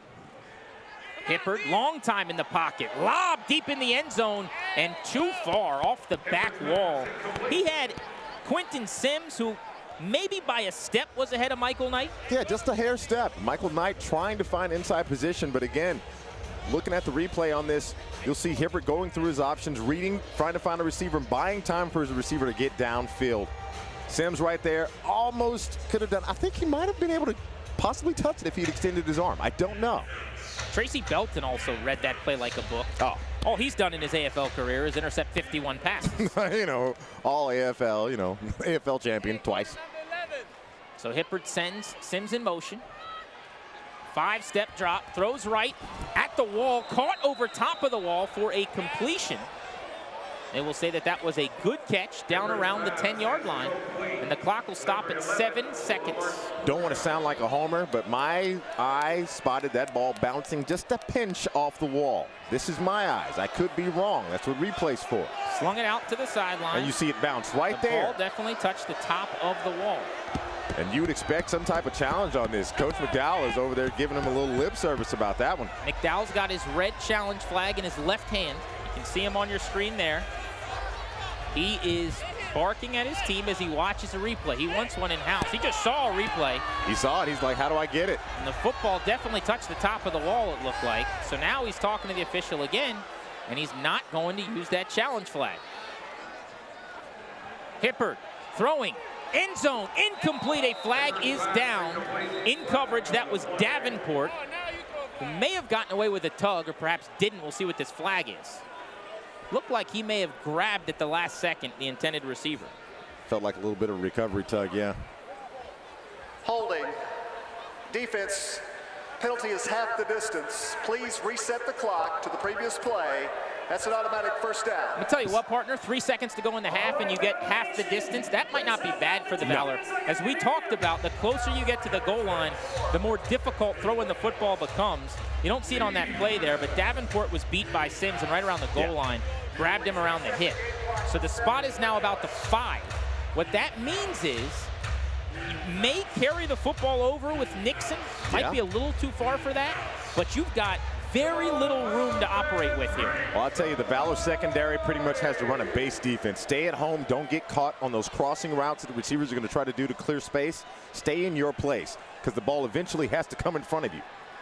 Nixon, the fullback, is staring at you at the yellow visor there next to the quarterback, Hibbert. He's going to get a couple more words of encouragement from his play caller and head coach, Omar Smith. The head coaches, by the way, are on the field here in the AFL, which is another neat wrinkle. They can get sometimes all the way out toward the players. Yeah. So Hibbert surveys the scene, slaps the butt of his center, and he's now ready to play. But the officials will have a word. It looks like Washington's going to burn a timeout to get sorted out here. They did add 4 seconds to the clock. So the 3-second issue, as you mentioned, Wes, for them is no longer as big a deal to worry about as they've got a 1st and goal from the 5. What if your groceries could fuel your next trip to the gas pump? Save up to $1.50 per gallon with points from Giant Gas Rewards. Every purchase at Giant Food gets rewarded. Register your Giant card online to track your available rewards today. What do you think they're going to do here? Well, right now, I mean, first of all, thanks to our friends over at Giant. This is going to be one of those situations where it's all about how many timeouts do you have left. Baltimore's got 1. I say go ahead and take a shot in the end zone to see what you can do. But don't forget, like you said, the big man Rory Nixon can really move the line of scrimmage. The problem is time. You don't want to exhaust too much time off the clock. You try to get 2 plays in here if you can. I think they'll be able to with the time added back on the clock. I wouldn't be surprised if Nixon got a carry to end the half if they don't get in. I think 5 yards out's a little far to try to run the football. Nixon's going to line up directly behind Hibbert, as you can see from our RoboCam. Huge Milton Williams is going to be the motion man on the left. Hibbert wants Williams. He throws. He's got a little post route. Back wall. They're dropping the hanky, and they're saying touchback. It's Washington Valor football. Williams looked like he caught it, ran into the back wall, and the ball must have come free. And that's Michael Knight with the rock. The Knight Rider coming up with the ball. And see, that's what happened during that timeout. We talked earlier this week with Coach McDowell about his philosophy with this team, and it's about starting new, not getting caught up on the fact that you're going to have some good moments in the game, you're going to have some bad ones. You got to be resilient and let the last play happen. True, they wish they could have had the replay on the previous pass where we thought the ball hit the wall. It didn't happen. Next thing you know, Baltimore has the ball again. They're driving. If you stick committed to your game plan, it only takes 1 play to make a difference in this game. And there were the Valor coming out with 3 seconds left on the clock. Now they got the ball and possibly could take a shot downfield. and it didn't hit the back wall. We'll review the video. So Baltimore's Omar Smith will now make it one challenge each way. Yeah. And let's see if Smith can win this one after the review of the kickoff that didn't go. I love how Smith still has the ball. Yeah. Like, it's mine. Like, I'm not giving it up. Michael Knight sitting there, football in his lap. He ran the distance, by the way, all the way to the end zone just in case. They ruled the touchback well before that. That's how you do it. I still want to get a look at exactly what happened at the end of that play because it was very clear. Williams, who is massive, by the way, he is 6'3.5" and about 220 pounds. The ball was in his hands as he approached the end wall, back of the end zone, but he was surrounded by navy blue Valor and red. players. It was the entire Valor defense collapsed to the ball, which is what you want. But if the ball caroms off the wall and back into a Valor hand, That's valid. then that is a live football. Yeah, and that's what you have to appreciate about So Arena. here's the hat cam. Let's see what we can see here. You're going to see Williams has the football, trying to corral it, and There's the ball pops up. It definitely is a free football, and Knight's got it. Yeah, that looks Look to be at Valor that ball. hat cam. How's that for some technology on the Monumental Sports Network? Great eye with the hat cam. I haven't seen the hat cam show you a replay like that in the National Football League. So here we go again. This is going to be a great view. This is it. So Williams goes up the ladder. And by the way, you're looking right now at what Riley Johnson, the head referee, is looking at as he makes the determination on this call. Let's make a call real quick. It's not 2 steps, all right? He only caught the ball. He only took 1 step in. So that old catch the ball 2 steps is a completion thing is null and void here. The ball is not even in his possession there. The ball is out. Freed up as he takes a shot from his own player, friendly fire. Wow. And the ball sits on Sims's back, Collins, excuse me, and Knight grabs it. That's a live football. That's Washington Valor football, and I think they're going to have an interception to protect their lead with 3.5 seconds to go in this half. That is remarkable. Kudos to our crew with all of those looks. I tell you, football is a game of inches, and it doesn't mean just on the field. It's about in the air. All it takes is 1 inch here, 1 inch there. It can be the difference between a completion, a touchdown, turnover, whatever you call it. Let's look at it again. So there's the point of contact on the hands, and it immediately is disrupted by Davenport. Great play by Davenport. Goes to the ground. You'll see the ball pop right back up into the frame. It is on the back of Collins here. It never touches the ground. It never touches the ground. Williams never has it to bring it to the ground. As soon as he touches it, Davenport immediately separates his right hand from the ball. What's funny is it's not even really caught by Knight. It's just grabbed off of a back. Yeah, he just takes it. So here comes Johnson with the ruling. A huge play here in the late first half. After reviewing the video, the ball was loose. However, it never hit the back wall. It was on the player's back, clearly intercepted. It is a touchback, first down. Baltimore is out of challenges and timeouts. We've gotten them both right today, Graham. We're doing pretty good. I don't know how we've done it, but unfortunately for Omar Smith in Baltimore, they are 0 for 2 on their reviews. And you're looking at the hero for the moment, Michael Knight. There's Coach Smith. There's not much he can be upset about. No, but you can't blame him for making that challenge either. In a game this close with a rivalry set up like this, you don't let a play go. This is irrelevant, but if you look to the right of Smith there's a guy that looks a lot like my favorite actor ever, Philip Seymour Hoffman. Ah, Philip Seymour Hoffman. Do you see that PSH? Is, wow. Wow, that is. We will get an interview later on. Can we get someone to go talk to him? 3 seconds left in the half. Valor going to try to rip off one big gainer here. It's the speedster Josh Reese. Track meet across midfield, and he's knocked down at the 20 for a split second. I thought he was off to the races. I thought he was gone right there, and you have to give a ton of love to Royce LaFrance for that save. Everybody on Baltimore's defense was like, no, no, no, no, no. And Royce LaFrance comes up and is like, all right, no, we're done with this. He made like Mariano Rivera, no doubt about it. Oh, my gosh. At halftime, it is 27-21. The Washington Valor lead the Baltimore Brigade. 9+ point underdogs, depending on when people got their bets in on this game. Gosh. And they're up 6 points. Starting was not the issue last week either. It was finishing. So Benji McDowell, the first-time head coach, is going to have to get into that locker room and instruct his players to keep swinging that axe. Well, this is a real test of him right now. He's got to figure out how to make his adjustments. And this is going to be his first opportunity as a head coach to say, all right, this is what worked for us. This is what didn't. Now we've got to figure out how to go into the second half. Speaking of coach, Dan's got him on the field. All right, thanks, guys. Coach, earlier this week, you said you only have to be right once, making big plays on offense and defense. Big-time interception there to end the first half. How has the Valor been able to really transform themselves on defense in this game? I mean, these guys are just believing in what we're doing, believing in the plan, and they just going out and executing. You know, we left one play on the field out here with the fumble. We should have got it, so we just got to keep getting better and keep knowing what's going on and win just to take what they give you. Shane Austin making his first start since 2016, already 4 touchdowns accounted for, 3 passes to Reggie Gray. What have you seen from Shane Austin today? He's just doing what we asked him, taking what they give him, just getting the ball out on time, not making bad throws. He had one where the jack got to it, but came back and got it back into the plan. So we're just going to keep going. They get the ball coming out, so defense got to hold up again, hopefully, or the offense just got to keep scoring. All right, good luck in the second half. Yeah, thank you. Grant. Thank you so much, Dan. Much appreciated. Yep. A productive first half as a head coach for the brand new voice and leader of this operation, Benji McDowell. Here's your game summary in the early going. The Valor, a 4-3 edge in scores. That's why they're up 27-21. They did miss one extra point. A couple of interceptions in this ball game. Of course, the Valor picking off Randy Hibbert in the first play from scrimmage, and then on one of the final defensive plays that they had as well. No sacks and a 6-point gain. Monumental Sports Network produces exclusive content on all your favorite teams in the DMV with just a few hours to go until tonight's Caps Game 5 puck drop. We want to get you ready for the game with an exclusive interview featuring Yevgeny Kuznetsov and the great Craig Laughlin. Here is Level With Me, a Monumental Sports Network original series.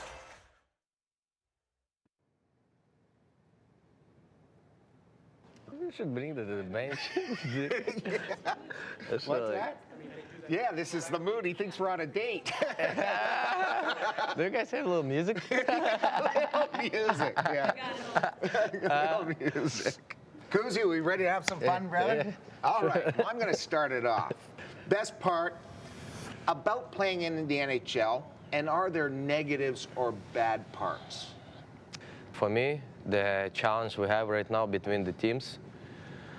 The competitive nature of the NHL? Yeah, that's what makes this league great. You can win 5-0 today, and you can lose 5-0 tomorrow, and it doesn't matter against you who you play. It's still a huge challenge between the teams, and contender to win the Stanley Cup, you gotta practice, you gotta work every day. It doesn't mean you just have to focus on the ice. You just have to be mentally tough, and you have to prepare yourself. It's gonna be bad days, good days, and it's about how you're gonna handle it, everything. What's the biggest difference between old NHL and new NHL? Oh, Kuzi, it's like night and day. You guys are like supreme athletes. We used to get in shape in the summer, and that would be it. Like, you guys are 12 months a year getting in shape, and the speed that the game is played at now is triple. It's night and day from our facilities to flying commercial, with no food, by the way, either. But it's got to be some beers, no? Oh, yeah. Well, that's a good personal, thing, yeah. you see, Different recovery. we stay over, and yes, there's team I would like to stay over, too. But then they had to practice, because they made sure they sweated out of us to be ready for the next That's the perfect system, right? I like that system, Kuzi. You're always smiling. Looks like you're always having a blast on the ice.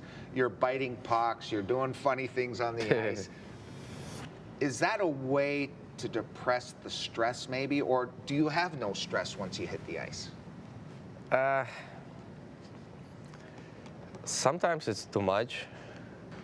That's all about hockey. Like, you can talk about hockey all day, you can think, but sometimes you need to relax, right? And you've seemed relaxed on the ice. Yeah, but it's just for what everybody see. But inside, I always focus, and the same time, sometimes like the referees, they you know, everybody did mistake, right? Right.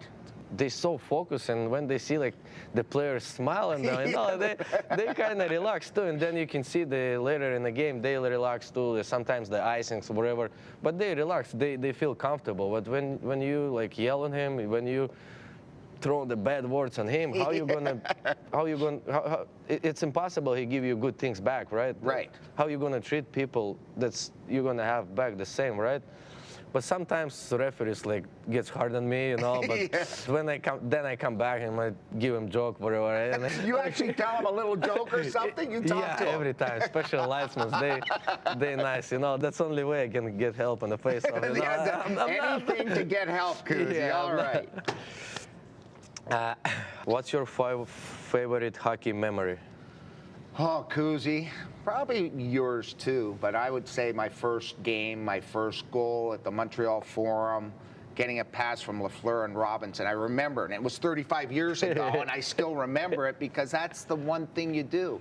The other thing I remember is just the locker room camaraderie. You know, I don't remember a lot of games, maybe some playoff games, but I remember the relationships I had with my teammates, coaches, the fans here in Washington, the great fans that we have. So if I had to put it in a nutshell, it'd be my first game to have the chance to play in the best league in the world and to compete against the best players and to be sitting on the bench, Kuzi, because obviously they never play me against guys like Gretzky and that, right? But I got to watch Wayne Gretzky, Lemieux. You got best seats, yeah? And you don't pay for that, they pay, right? Hey, come on, Kuzi, I played a little bit, but the coach was smart on matchups, right? I would not be out against you in this day and age, put it that way. So that would be my best memory. Is that one of your best memories, the first game or goal? Yeah, but best part for me probably the life we have, how you go on the roads, how you spend with the guys, and you're able to communicate with everybody, and you can understand how actually the guys so different. But then when like big games coming up, and you can actually feel it in the locker room and in the bench, you know, when you look at those eyes, and that's why we're playing, you know, for those moments. Well, I guarantee, Kuzi, you would have had fun on my team on the road. I'm in, especially when we stay overnight. Okay. Don't show that to my wife. The biggest obstacle in your life, if there is one, that you've had to overcome to get where you are today? Probably my last year in KHL when I got 3 surgeries. Whoa. Then one season I didn't play much, and then probably in December I have a serious conversation with the old owner in my hometown team. They offer me a big deal for like 5-6 years, and I sit home and I think like should I take this opportunity and stay back home, or should I change something? That thing I tell to myself, I gotta change something. I want to try. At least like I can come back home. That was when I came the end of the year, and I opened the new world for me.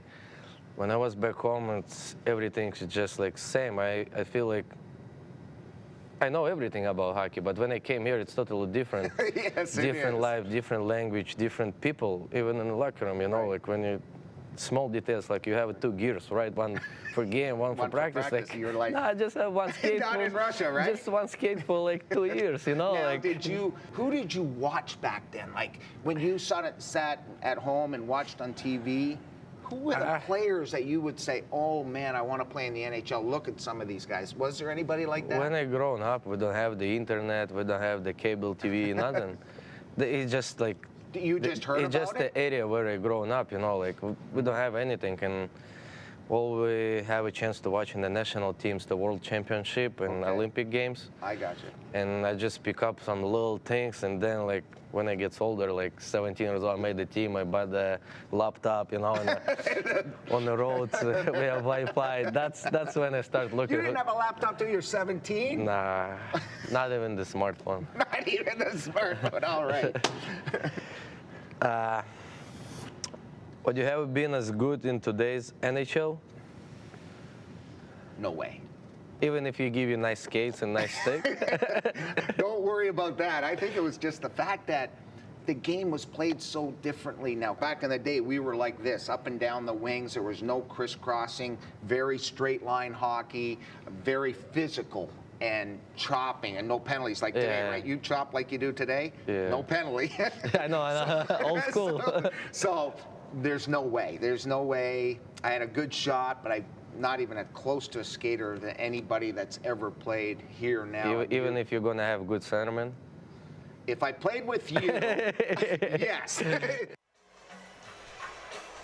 You can watch Level With Me and all of our full-length programs and exclusive original programming on Monumental Sports Network.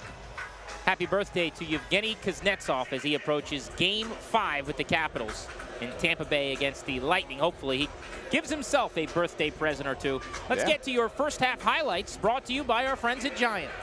I'm loving the first half. I'm telling you, there's so many big plays. But first off, starting with Baltimore and the big Rory Nixon taking it in from 2 yards out and being a great member to the fans. And of course, the Valor answer back.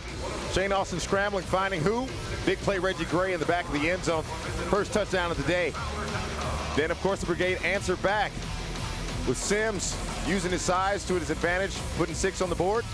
Back to Austin again. Who do you think he's going to find? Nobody. Keeps it himself scrambling downfield, getting some help by his teammates, and from those on the other side of the ball, getting into the end zone as well. Of course, Baltimore answers back with Tompkins, the speedster, and Hibbert making the big blocks, bringing him for daylight. But of course, this game's been tight, back and forth. The Valor answer again. Reggie Gray on the spot, going in for another touchdown with the Caps jersey showing out, with Oshie getting a lot of love here in Cap One Arena. And Grant, isn't this what it's all about, brother? Absolutely, and Justin Lawrence better watch himself leaving Capital One Arena because he tried to grab that sweater right out of Gray's hands. There's a lot of red being rocked today. I'm telling you, brother. You better watch yourself, Mr. Lawrence. That was not his best decision of the half. That is not a business decision, sir. 27-21. Seesaw game. That is the head coach, Benji McDowell of the Valor. A week ago, it was Dean Kokinos, dismissed of his post. Did a lot of good things to help get this organization off the ground.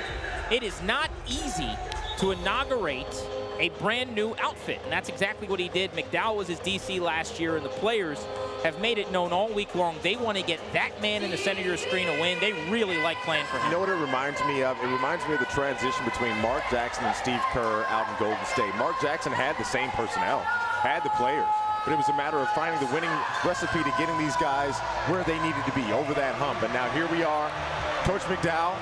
The players love him, fans love him.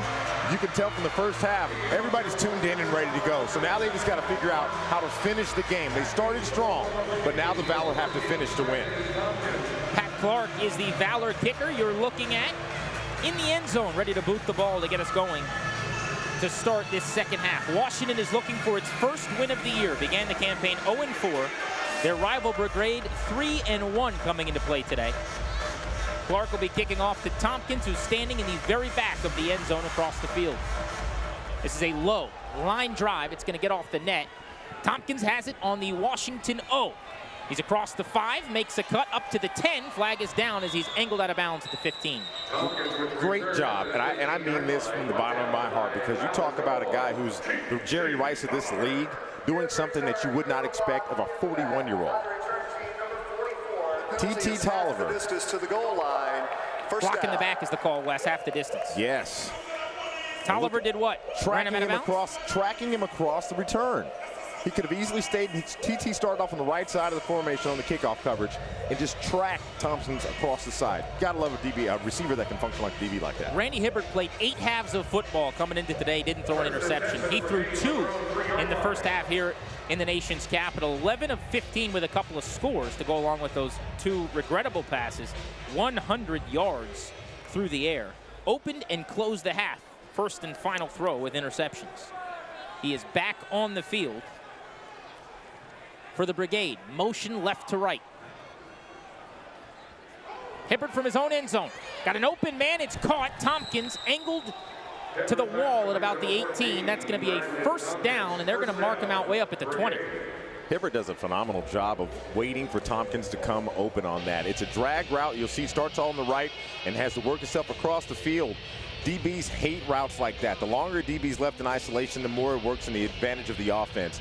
Tompkins high points the ball and uses the wall to his advantage, and there you go. First down, Brigade. Alvin Ray Jackson, 6'1", 200-pound, 8th-year player, the tackle there for Washington. So it'll be first and 10 now from the 20 after the gain of 17. Hibbert, deep drop, throws left. It's the fullback, Nixon. He is running 300-pounders up across the 15. Football came out at the end of the play. Nixon is saying he's down. Washington saying it's their football. The officials haven't made a call. James Gordon's hoisting the football in the air, saying it's ours. What did I tell you, Rory Nixon? They're now saying Nixon was down on the field.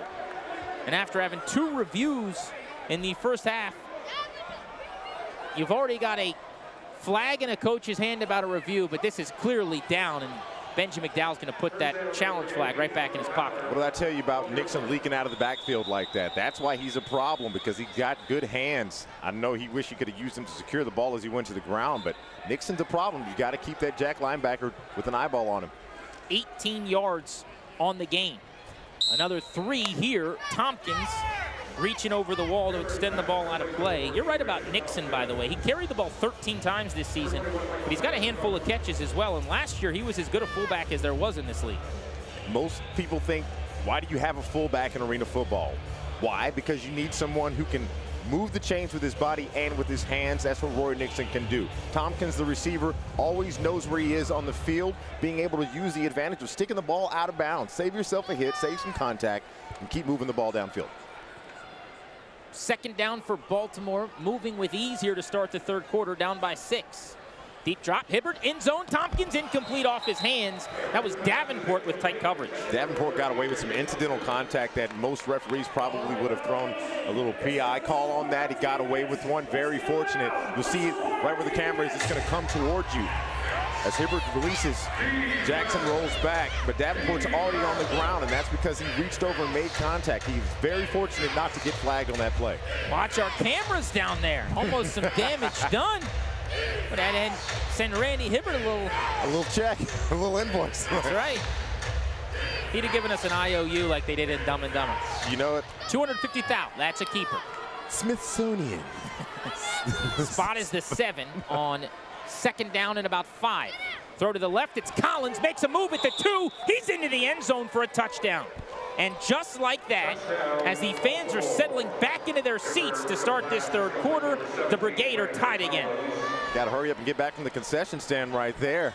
Collins, Johnny on the spot, able to make a 7-yard touchdown reception right here in the, I would say red zone, but we'll call it whatever color we want here at Cap Arena. The green zone. There we go. I like green zone better. That was a nifty play at the goal line on that 7-yard catch and run.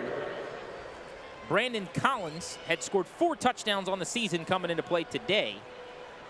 He's approaching now 300 yards through the air on the campaign for Baltimore. Lewis with the extra point from the 10-yard line. Good. And Baltimore leads by a point. 28-27 is the score with 10:39 to play in the third quarter. Washington gets the ball next. Today's third quarter replays are ordered up by the Green Journal.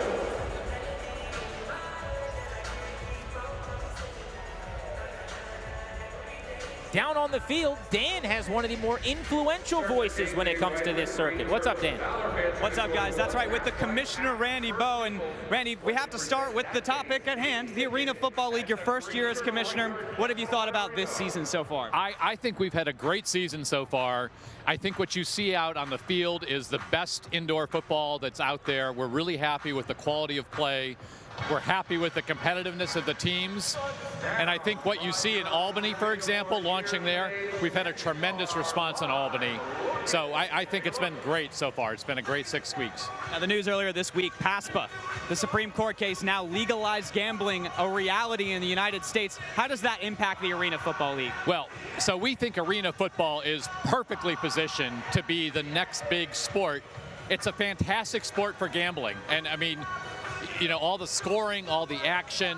I mean, it's great to see it in person, but we think we can turn this into a game where people will love to bet on it, and they'll watch it and bet on it and be engaged. So we're very, very excited and very, we're looking forward to this and working very hard to make it happen. And that's why we have deals like the Vegas Stats and Information Network, DraftKings. We're very excited. Certainly an important Supreme Court case earlier this week. Commissioner Randy Bowe, thank you very much. Right, thank you. Guys. Thank you, Dan. We appreciate it. We'll be checking in with Dan Nolan throughout this second half. Great to have the Commissioner on hand today I'll tell you, Grant, Capital One Arena. That sports betting stuff, it's the future. It is. And the present for some.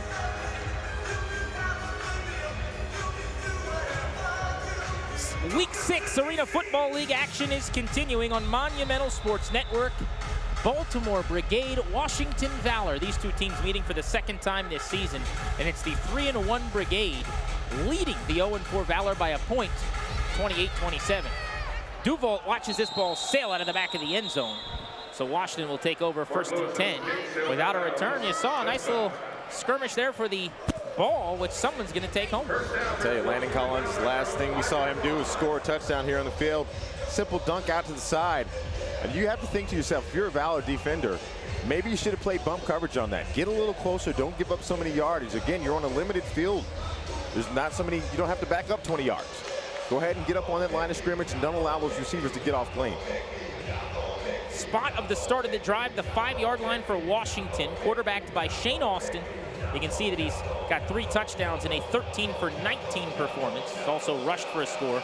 His favorite target's been Reggie Gray, gone for 63 yards and caught all 3 of Austin's touchdown passes. Josh Reese is also hauled in 5 passes for 42 yards.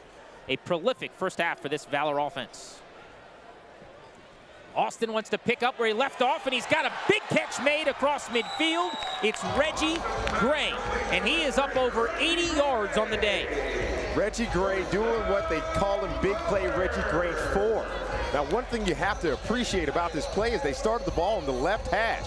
Had Gray come in and run a flag route to the outside, give him a little more space to work with. And that's all you had to do. Austin puts just enough touch to get the ball right there. That's a key for an arena quarterback, touch. It's not all about power, it's about precision. Turns into a huge play for the Valor offense. 29-yard completion, the longest of the day for Austin and the Valor. Gray is going to be the deep man. You see him way back at the 20 in motion here toward the line of scrimmage. Austin gives, fell down, so it's a good thing. Ball is out. Baltimore's got it. And rumbling across midfield and down to the ground with the football is Dexter Jackson. Big Dexter Jackson. Johnny on the spot to get that ball flying out and caught it. Turns into a big man rumble. You see the handoff to Corbin underneath. Unable to hold on to that ball as it gets stripped by Fritz. Washington turns the football over for the first time today. Brigade get the ball back up a point.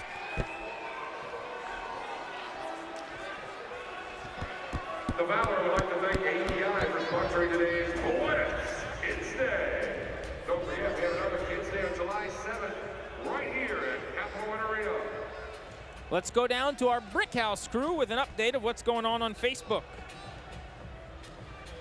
All right, thanks, guys. Like I said, we're doing a question every quarter. This question of the quarter, if you're the GM, you just moved your team to whichever city we talked about. I said Nashville, you said Vegas. Who are you starting your team with? So I want you guys on Facebook to tell us if you could pick any player, AFL or NFL history, who are you starting your team with? I said a few weeks ago on our Brick House broadcast, I would go with Megatron just because he's just an absolute freak of nature guy who can catch anything that a quarterback throws to him. Who are you picking? Sure. I think the easy and obvious answer that a lot of people are going to say is the local product, Virginia Tech guy, Michael Vick. I mean, electric quarterback, quick on 2 feet, answer. Played on the turf. I mean, he'd be electric. Slippery. He's slippery. Slippery too, is exactly right. I like it. What are your thoughts on this game so far? It's been a heck of a game, a lot of back and forth. You know, who's going to have the ball last is kind of how it's looking. So I think it's pretty obvious that coaching change kind of lit a spark underneath the Valor. It seems like they're playing a lot freer. They're having, it just seems like they're having fun out there. The Valor quarterback is just slinging the ball all over. He looks really good tonight. Randy Hibbert kind of looks shaky. We haven't seen him, obviously throw these interceptions or like he has in this game. He has 2 so far, had none coming in. So that's something to keep an eye on. Let's send it back upstairs to Grant and West. Thank you, gentlemen. We've now had 7 lead changes in this game. Wow. Baltimore's 1-point advantage ties its biggest lead. They've had that edge 4 times. The Valor did lead by 6 on 4 separate occasions. But at no point today has this game been at any point at a margin of larger than a possession. No, and I remember the VSIN spread said that the Brigade were favored, what, +9, +10? Valor heard that and said no. Now here we are, 1-point differential. One of the rare opportunities with the lead for Baltimore to take over possession right at about midfield. Completion out to the wall, down to the 7-yard line for Williams. Hibbert had him open the entire way and made an accurate pass. Williams again running that flag right off the strong side of the formation. You'll see him near side of the field. I love what this route does. It is a nightmare for defensive backs to take a receiver that runs upfield 12 to 15 and just banks towards the wall. Even if you're a safety like Tracy Belton sitting over top watching the route, there's only so much space that you can give up without getting burnt, and it works really well for the offense. That's actually how Gray, scored earlier on the previous play. Milton Williams played his college ball at Delaware State. Reminds me a little bit of Darnarian McCants, who played in the NFL for the Redskins from that same school, about the same frame, right about 6'5". Hibbert gives straight ahead. This is Tompkins. Easy touchdown. He could have walked into the end zone untouched. And the Baltimore Brigade have extended their lead to 34-27. The first time all day they led by more than a point. Good job of Coach Smith drawing this play up, taking advantage of the speed in the backfield. Not something you look for in arena football. Typically, the big fullbacks get that. Tompkins sneaks in the backfield and uses Nixon as a blocker. And like you said, a great cutback. Almost felt like a bit of a misdirection. Just great vision by Tompkins. It's like any quick Z-route receiver you're going to find. Give him some space, and he'll make you pay for it. It looked like he was headed off left tackle and then just kind of stopped in his full sprint and danced back to the right, and there was a wide open path to the end zone. The extra point from Lewis couldn't have split the uprights any more thoroughly. And with that, the Baltimore Brigade are now up by 8 at 35-27. There is 7 minutes and 4 seconds to play still in the third quarter on the Monumental Sports Network. Every game, but you love what you're seeing? Ticket flex packs are available to come when you can and still save. Pick the schedule that works best for you. 8 customizable tickets to use for the games that you can make. Visit WashingtonValor.com. Let's check in out in Las Vegas, where our buddy Jonathan Von Tobel is keeping us up to speed on everything going on with the numbers in this game. Yeah, guys, so we're watching this game unfold at this point, and just a reminder that the Baltimore Brigade closed a 10.5-point favorite. I heard you guys talking earlier, so the spread closed 10.5. People out there laid the 9 as well. Total of 96.5, and that's a huge turnover if you laid the points with Baltimore, and now you need one more stop. And remember the point that I brought up with you guys in the first half, because we saw this Valor team really slow down last week in the second half, and they're off to a somewhat slow start here, so it's something to keep your eye on. But right now, favorite bettors really like what they're seeing because Baltimore's up on top by about 9 points. And, of course, you need just one more score and another stop for Baltimore to really cover that spread. And now the total comes into play, too. Thank you so much, Jonathan. And maybe next time we check in with him, we got to talk about that total and see what that number is that people are going to be paying close attention to. Here's the Washington sideline. How do you get them going again and try to get fired up after a slow start to the half? Slow start to the half, you kind of have to wash it off and say, hey, look, we started the game strong, came out and scored on our first drive. We've had a lot of power come out of Austin, especially with his relationship with Gray. At this point, you have to say to yourself, we're going to score on this drive. Not we need to score on this drive. We're going to score on this drive. Go ahead and subscribe to the thought that it's going to happen. You just have to put the right plays together. I think taking some notes from the early part of the game, dink and dunk. Go ahead and get 2 or 3 yards here and there. If you can go ahead and possibly give Corbin the ball again for some run opportunities, that works well as well. But whatever you do, if it ain't broke, don't fix it. You're only down 1 touchdown. Go ahead and stick to your page, stick to your script, and keep working. Baltimore out to the 14-0 lead in the first handful of minutes of play here in the third quarter. Washington last week played a productive first half and saw all of that work dissipate as the game went on because of second half struggles. They'll try to avoid that fortune again today as Duval waits on the football, and it's going to end up short of the net and into the crowd. Bud Light Party Zone. That's 2 for them.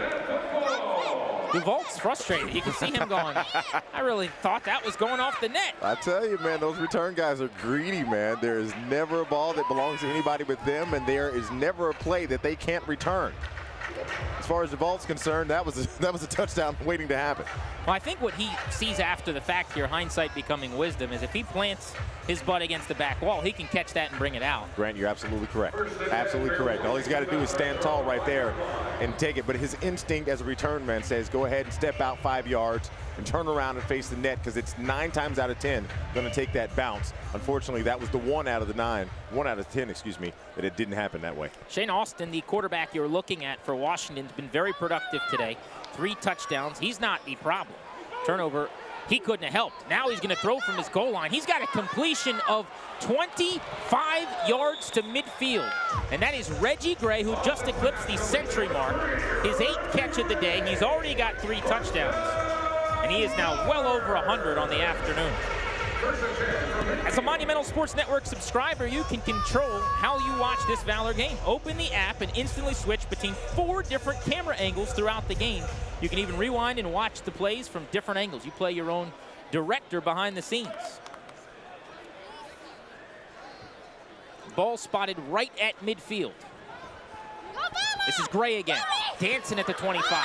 Made a man miss at the 20. He's all the way up to the 16. An outstanding individual effort. Reggie Gray taking advantage of some great blocking. First of all, got to catch the ball. He knows how to do that well. But on the previous play, T.T. Tolliver does a great job of springing him open. On this play, Corbin does the same thing.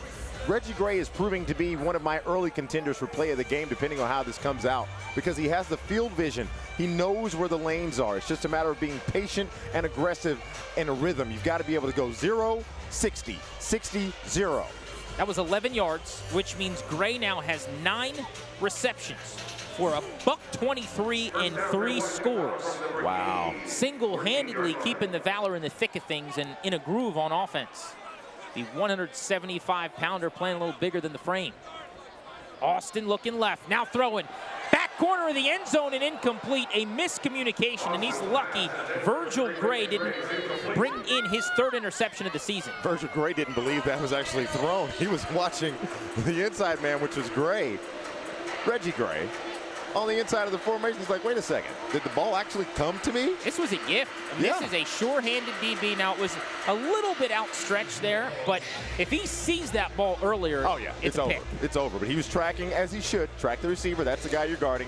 But like you said, had he looked up just a hair earlier, that was a gimme right there. Valor football, 2nd and 10. Spot is the 14. Got to shake it off. You can see Gray is still on his face lamenting that last play. Got to shake it off. Go after him this next play, see what you can do. T.T. Tolliver to the right, Josh Reese to the left. Your motion man in the slot is Chris Duval. Duval throttles it down, is looking to the end zone, is Austin. There's a flag down, he throws, caught at the 5, into the end zone for a touchdown is Duval. We'll have to check the flag, because this could come back. 74. And right away, wasting no time, Johnson says it's a hold. Kept this crowd from getting throaty. I know the crowd's not happy, but it's a fair call. It's a fair call indeed. Devante Savage got caught on a spin move, and it just was downhill from there. You know, and as an offensive lineman, you're going to protect your quarterback at all costs. You'll see it early. Boom, spin is inside, and he just lays on his back. He absolutely lays on his back. You also have to think that Austin was in the pocket longer than he's supposed to be there, too. Yeah, that play shouldn't have lasted that long. That's a quicker developing throw. Nothing was open. He waited, bought time, and eventually found a man. But that's part of why the play was allowed to continue is because of that hold. They've got the same look, though. Tolliver right. Throw, middle of the field, incomplete. Too tall. That was Duval, who on the exact same look basically ran a 15-yard stop route there. Yep, tried to get it there, but Austin had to get it over that defensive line. And most defensive linemen that have been coached properly, they know to get in there and stand tall. Don't allow the quarterback to see clearly downfield. If you can't get to him, get your hands up. If you can't do that, throw something up. Do whatever you got to do to create some chaos. And that's just what happened. Austin just wasn't tall enough to get it over the defensive line. A rare incompletion for Shane Austin, who's had only 7 of them in this game. Gray, the leader, with 9 catches. Reese has 5 receptions. They're both on the field here on a 3rd down and 20. Washington needs to get to the 4-yard line for a 1st down. Austin looking to the left, to the goal line. Caught! Touchdown! Are you kidding me? Reggie Gray. That's 4 this afternoon. And the Valor are right back in the thick of things. It's 35-33. They call him Big Play Reggie Gray. I might have to call him All Day Reggie Gray. He's been doing this all day long. Getting open in the slot, running these flag routes that just take the safety out of position. Reggie Gray can't cover the entire half of the field like that. Not when you've got experience coming at you at top speed, working towards the wall, away from yourself and away from your momentum. That's a 24-yard touchdown on a 3rd and 20. And a Pat Clark extra point would make it a 1-point game again. Snap is perfect, hold is great, the kick is up, and it is good. Washington within 1. 35-34 your score, 1:51 to go 3rd quarter. Monumental Sports Network, we got a ball game.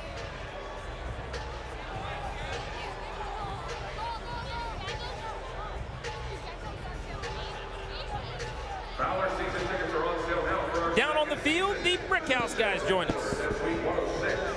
Thank you. We've got quite a game, a little nail biter, barn burner, some points being scored. So Brian and I, we sat down, we put together our list of 5 reasons why we think Baltimore is the far superior, not only team, but city to Washington, D.C. So our number 1, it's obviously crab cakes are so much better than half smokes. So much better. I think you unbelievably better. No comparisons. They fall apart in your mouth. Just half smokes, they're just old hot dogs and sausages. Not a fan. What's number 2? We got M&T Bank Stadium and Camden Yards. Camden Yards, best place to watch an event on the planet, Absolutely. in my opinion. Way better than the parks down here. Yeah. Phenomenal stadiums. FedEx, garbage. We won't talk about this place in the chicken box because this place has a little bit of an advantage. But our number 3, Manny over Bryce. Duh. I mean, I don't even think it's close at this point. Obviously. So number 4. There's been roughly a billion shows made about D.C., all kinds, White House shows, politics, whatnot. There's really one show that's been about Baltimore, and it was, I don't know, maybe the best television show of all time. Obama said it was his favorite. Yeah, like 100% success rate on TV shows in Baltimore. I see Washington shows get canceled every day. So, yeah, we win the television game. The Wire, baby. Number 5 is the Star Spangled Banner, written and born in Baltimore. So it's obviously the far superior city, and again, far superior team, regardless of what the score says. Let's toss it back to Grant and West and see what they think about that list. Well, first of all, you obviously ran out of things to jot down when you say that the Star Spangled Banner was born there. Awesome. That and $5 gets me a box of donuts. I'm with it. That nugget can kick rocks. Put the graphic back up. Yeah, I'd like to just mow through each of these. Yes. Manny Machado. Hey, Manny Machado. Oh, Strohs and Natty Bows. He's gone in about 2 months, by the way. Number 3, cross that off the list. He's about to get traded because the Orioles stink, unlike the Nationals. Camden Yards is the best. I would name my son Camden if he was born. I think I know somebody who did do that. So, so I will continue. Camden is good. Crab cake's better than half smokes. Kick every rock that's ever existed. You're wrong. With no shoes on. And by the way, The Wire is great. I can say nothing or sully The Wire in any way. No. But just the dismissal of other TV shows from Washington, D.C. I like House of Cards is here, too. I mean, come on. Absurd. For shame. By the way, we wouldn't make that list in D.C. because as the superior city, you don't actually have to make lists as to why you're better. You don't roll downhill, baby. You only do that when you're inferior and need to prove to yourself and talk yourself up that you are confident in yourself. Here's an end-over-end kickoff fielded by Tompkins in the back of the end zone. He gets across the 5 and slips 1 tackle before being knocked down at the 10. Tompkins did a great reception, kind of what we wished that Devante had done a little bit earlier, but talk about Jackson on a block. Still makes the tackle off that on kickoff coverage. That is so hard. A lot of people don't understand how difficult it is on kickoff coverage to come downfield, initiate and take contact, shed a block, and still try to make the tackle. He did both at the same time. Late 3rd quarter here, minute 20 to play. By the way, the greatest show ever in my estimation is The Wire. I rewatch it every couple of years, start to finish.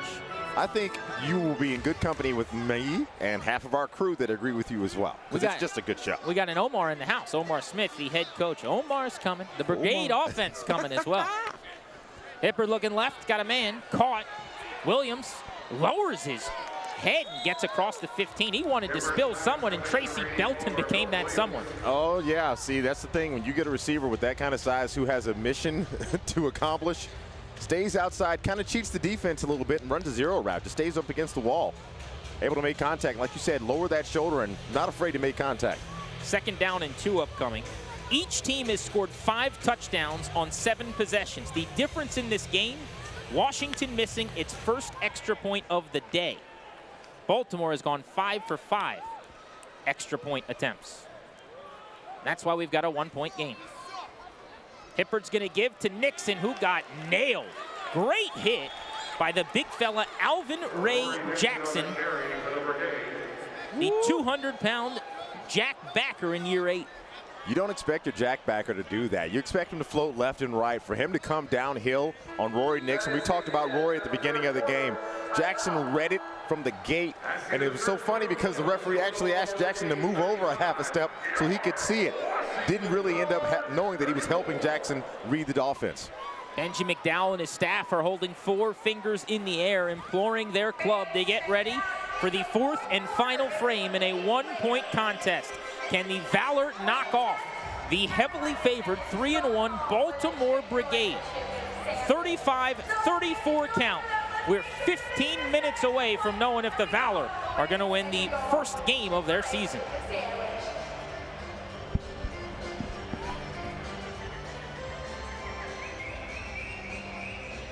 It's time for the Dirty Habits last call. We got a full house down on the field with our crew, Dan, Eric, and Brian. What's up, fellas? All right, guys, gang's all here. We're going to do some trivia. Yeah, you just heard our top 5 list about Baltimore. We figured we'd do some trivia. By the way, that was a pretty loaded segment. Like, you know, I wasn't on the field for the top 5 list. Like, I definitely could have interrupted. Like, shout out to both Grant and Wes for interrupting and putting you in your place on that list. You're in D.C., baby. I don't think it was that out of line. I think it was a pretty good list, but that's just me. So again, all right, so we'll ask Dan this first question. It's going to be a sports question. Okay. No, it doesn't have anything. It's just sports. Okay. So which of these 2 cities, Baltimore and Washington, D.C., has won a Super Bowl most recently? Baltimore. Oh, ding, ding, ding. That's correct. Baltimore has won a Super Bowl most recently. Okay, so we'll ask our second question. Brian, let's see. Which of these 2 cities, Baltimore or Washington, D.C., made the AFL playoffs last year? I believe that would be Baltimore. Ding, ding, ding, another winner. Baltimore did make the playoffs last year. I see where this is going. Okay, so for you, which of these cities has won an AFL game in 2018?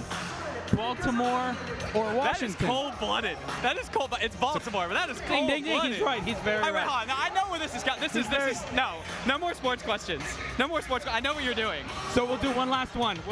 This one's going to be for Dan. All right, so no more sports. We're going to do history. Okay. So the first U.S. Post Office service was started where? In what city? It's in Baltimore. The National Postal Museum is in D.C., though. Oh. The National Postal Museum is in D.C. Grant, Wes, help me out here. Baltimore's this is so Baltimore bias down here. Ask him who has more Lombardi trophies, the Redskins or the Ravens. That was not one of the questions. Here's another one. I got one to trump all this stuff. Where are you now? That research. Where are you now? Can't confirm nor deny that. I'm just saying. Like, it's a big building. We got a lot of football to play, brother. When Dan makes the quiz, you can do that. Thank you so much to Dan, to Eric, to Brian. Always enjoy hanging with those guys throughout these games. Also, our insight from Vegas on some of the betting lines all day long from Jonathan Ventolo and our hardworking crew behind the scenes as we're ready for action. Start of the 4th quarter, Grant Paulson and Wes Hall with you on the Monumental Sports Network. Brigade football with a 35-34 lead. 15 minutes to play. Hibbert gives to Nixon, second carry in a couple of plays, and off the right side, they're going to try to grind some clock. Jake Payne made the tackle at the 24. Payne's an interesting story. Yeah. Start of the year, he basically told the Valor coaching staff he was going to go play in the Canadian Football League. Then he came back right before the end of their training camp and had a couple of days to show out and show off to try to get on this roster. Phenomenal job that he did to actually have a package here at Monumental Sports Network. It talks about making the team, making the Valor squad and everything, and Jake Payne's featured in that. An integral part of consistency between this team last year and this year. Aggressive off the edge. You got to take note of him because if you see 9-9 coming, you better believe he's going to get there with an attitude. 2nd and 5 for Hibbert. Right-handed quarterback slings one to the wall. It's Collins. He's hopping around like a frog on a lily pad, and he's out at about the 16. He didn't want to take on contact, but he was also trying to make defenders miss. I don't know if he was rehearsing dance moves or not, but that was a pretty good job to work after the catch. What I love is Hibbert looking left, trying to cheat the defense off. Comes back to Collins waiting on the right. And you'll see a lot of good AFL quarterbacks do that due to the timing of these plays. Obviously, outdoor average play lasts about 4.5. Indoors lasts about 3.5. That allows a quarterback to go ahead and cheat a little bit. Look left, pop right. look right, pop left. Either way it goes, it really works in the offense's favor. Nose tackle David Washington was called and assessed a personal foul at the end of that play. So that sets the Brigade up now inside the 10. The spot is the 7, near side of the field. They bring in their big target down around the goal line, Milton Williams. And here the crowd coming to life for Washington as they're going to try to get a stop here. Motion from Tompkins. Hibbert's looking. Tompkins, corner of the end zone, caught against the wall, touchdown. Man coverage, and it was tight by Davenport, but not tight enough as Tompkins celebrates a lead extending score. Wow, Tompkins doing a little shoot dance in the corner over there on him, and I know Davenport's upset because he had position. Davenport had position. He knew where the ball was going. He knew where the receiver was, just couldn't overcome it. That's a perfect pass by Hibbert in the small window. Maybe not even an existent window. It didn't exist. He threw it to a spot, and both of them, being the pros that they are, able to get together and connect for another touchdown. Mark Lewis, flawless 5 for 5 with extra points today as he comes on. Try to boot this one through. Nixon and the line taking a long time to get set. Low snap. It was bad. The hold was great, and the extra point is good. So the lead is 8 points for Baltimore, 42-34, with 12:36 to play in the game. Shane Alston and the Valor got to play comeback next. At some point, you got to go for 2 here. You have to. There's not even a question. You're in 2-point conversion for the rest of the game. We've been asking you to hop on Facebook with our Brick House crew all day long. Let's go back to Eric downstairs. Thank you, friends. So we're down here. We asked you the question at the last time out. If you could start an AFL team with any player, who would it be? I said Megatron. You said Michael Vick. Michael Vick. We had someone in the comments say Mark Lewis, kicker for the Baltimore Brigade. That was not a setup answer, I promise. Kicker for the Brigade because they said they love his swag even as a kicker. Kicker swag, very key. Brian did just talk to someone in the crowd, and his answer was? LeGarrette Blount, very interesting answer. You know, bulldog, you know, head for the goal line kind of guy. It's a good fit running back wise for the AFL, no doubt. Absolutely, I like that answer a lot. So this last and final question, we do want to thank Dan, everyone here at Monumental, the Valor, for letting us come in and do our broadcast here. And just, this is a great arena, it's a great team, it's a lot of fun. But we want to know in the comment section, which is the better city, do you think, Baltimore or Washington, D.C.? Obviously, we're going to be a little biased. Dan may be, you know, a little D.C. based. Oh no, here we go. It's D.C., back to you. Yeah. Wrong. Well done. Wrong. Cut it. It's D.C. Wrong. Very well played. I can't believe this. This would never happen in Baltimore. No, it wouldn't. But you're in the big leagues now, my friend. Yes, sir. You're in Washington, D.C. Way to show them how we do it, Dan Nolan. Or, as my mom would call it, Washington, D.C. There's a magical she R that shows R's, up. dude. And I'm talking about like she's like, let's go wash these dishes. I mean, all the time.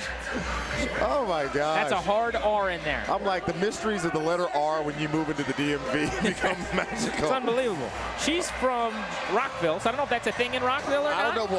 What caught me off guard when I first came to town was like that R's turned A's into U's. So it's like, it's not Maryland, it's Merlin. Merlin.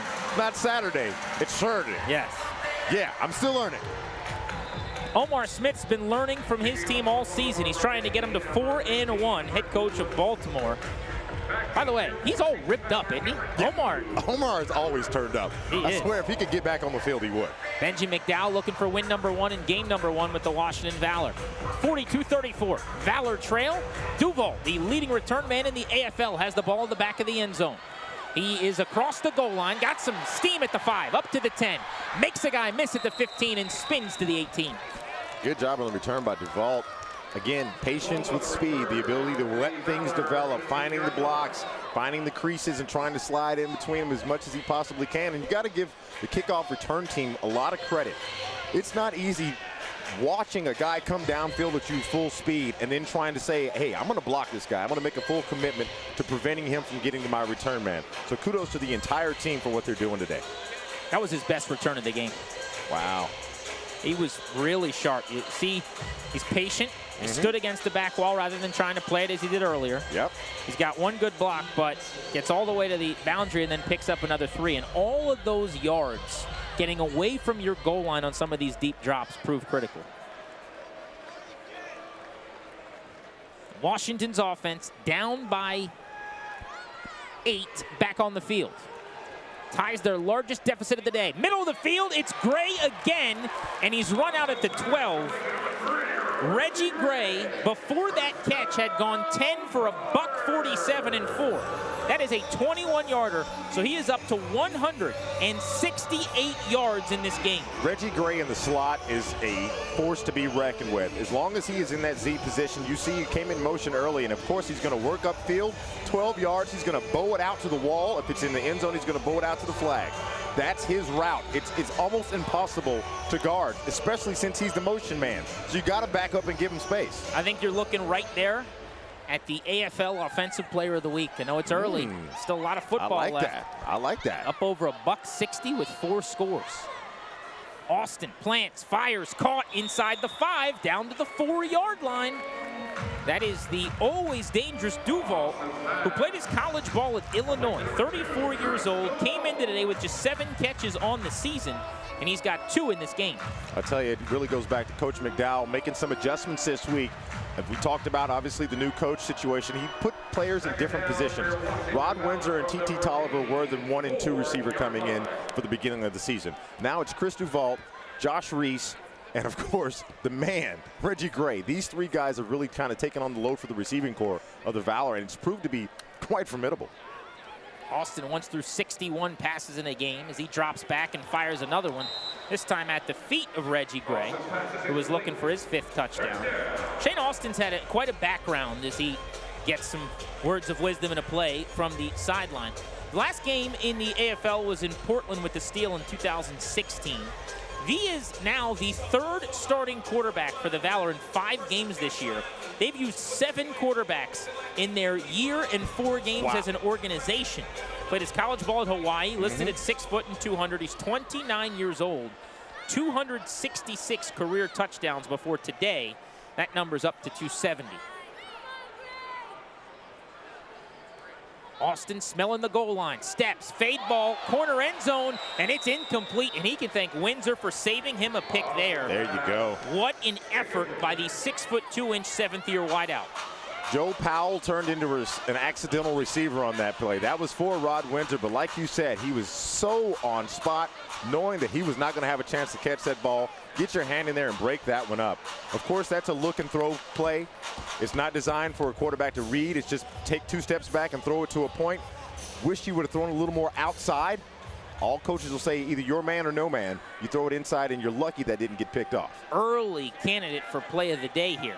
Valor on 4th down, need 3 yards to get to the 1. Can get a 1st down without a touchdown. Austin throwing to the left. Reaching out toward the goal line, slammed up against the wall is Gray. They may give him the 1st down spot here. He reached out, and they're spotting him at the 1. So they're saying 1st down. You've got a furious coaching staff for Baltimore, though. And the referee, the line judge, is emphatically saying 1st down. Absolutely he is. So the spot is officially right at the 1-yard line. And if I'm the Valor, I'm getting to the line of scrimmage and running something here. You better believe it. Same rules as inside and outside. Don't let that defense have too much time to look at it. 1st and goal from the 1. They move the chains. Long time in the huddle. Windsor, the size, brought onto the field for a potential jump ball out to the right. Gray, who's got all the touchdowns through the air, is going to be in the slot in motion. Same side of the field. This is a quarterback keeper straight ahead on top of the pile. It's moving across the goal line, and it's a touchdown. The 2nd rushing touchdown of the game for Shane Austin, who's got 6 total, and Washington has closed the gap. I know if you're watching football, you think back to Reggie Bush, Matt Leinart, certain goal line situations, the USC Trojans, a little push from the running back. In arena football, you can do that. Corbin assisting on the rush right there, getting Austin across that goal line. That's exactly what they need. He was just looking for a body to grab and starts pulling people. Toya is always looking for some action. That's 375 pounds right there. Man, I'd hate to feed these guys. Extra point good, 42-41 with 7 minutes and 11 seconds to play. The way things are going, one of a couple things is going to happen for Washington to take the lead. A big play on defense or a 2-point conversion at some point. Austin's going to have to draw something up with his teammates.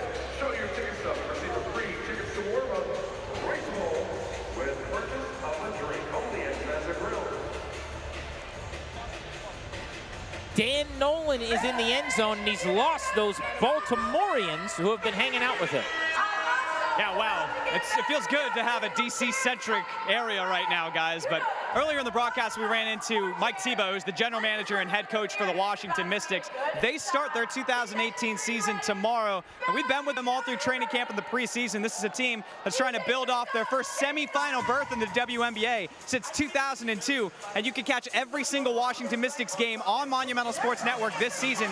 That starts tomorrow at 1 p.m. Christy Winter-Scott, Frank Hanrahan, and yours truly will be on the broadcast. But for now, guys, we got to get to the football field because you got a great game right now between the Valor and the Brigade.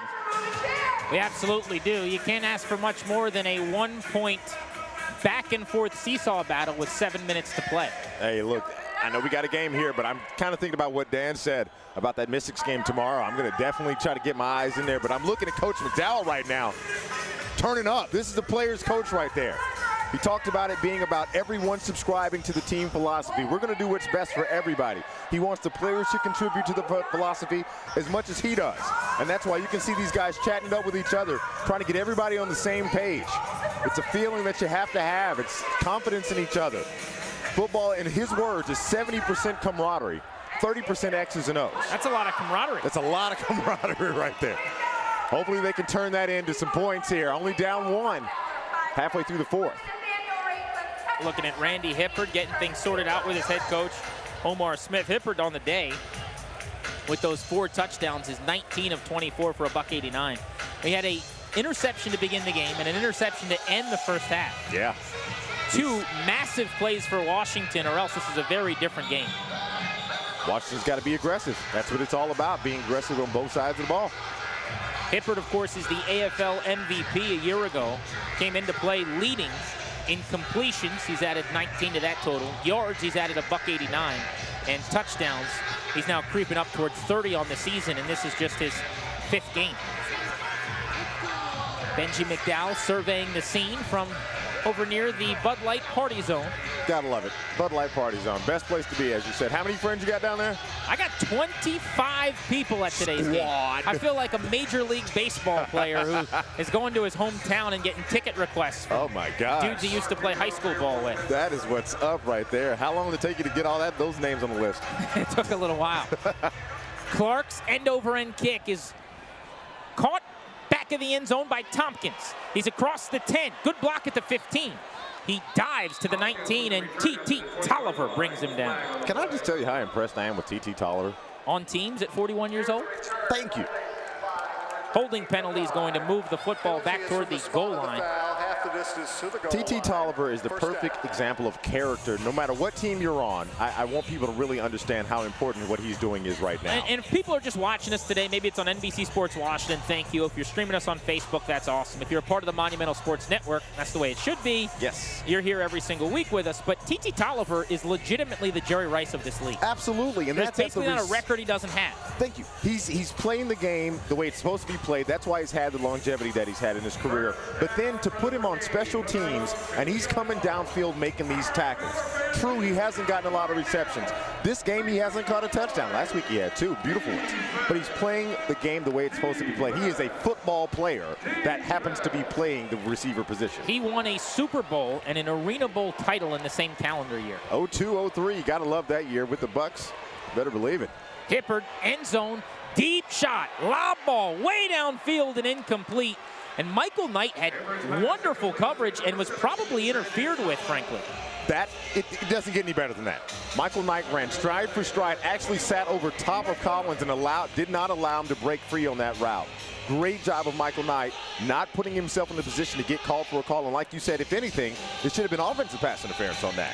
That was the play probably Omar Smith and Hibbert were talking about. They wanted to take a shot out of the start of this drive, but Knight had other ideas. And if not for him being grabbed, he may have picked that off. Yeah, Landon Collins again, being Johnny on the spot, trying to play both ways. Moving clock at 5:30 remaining.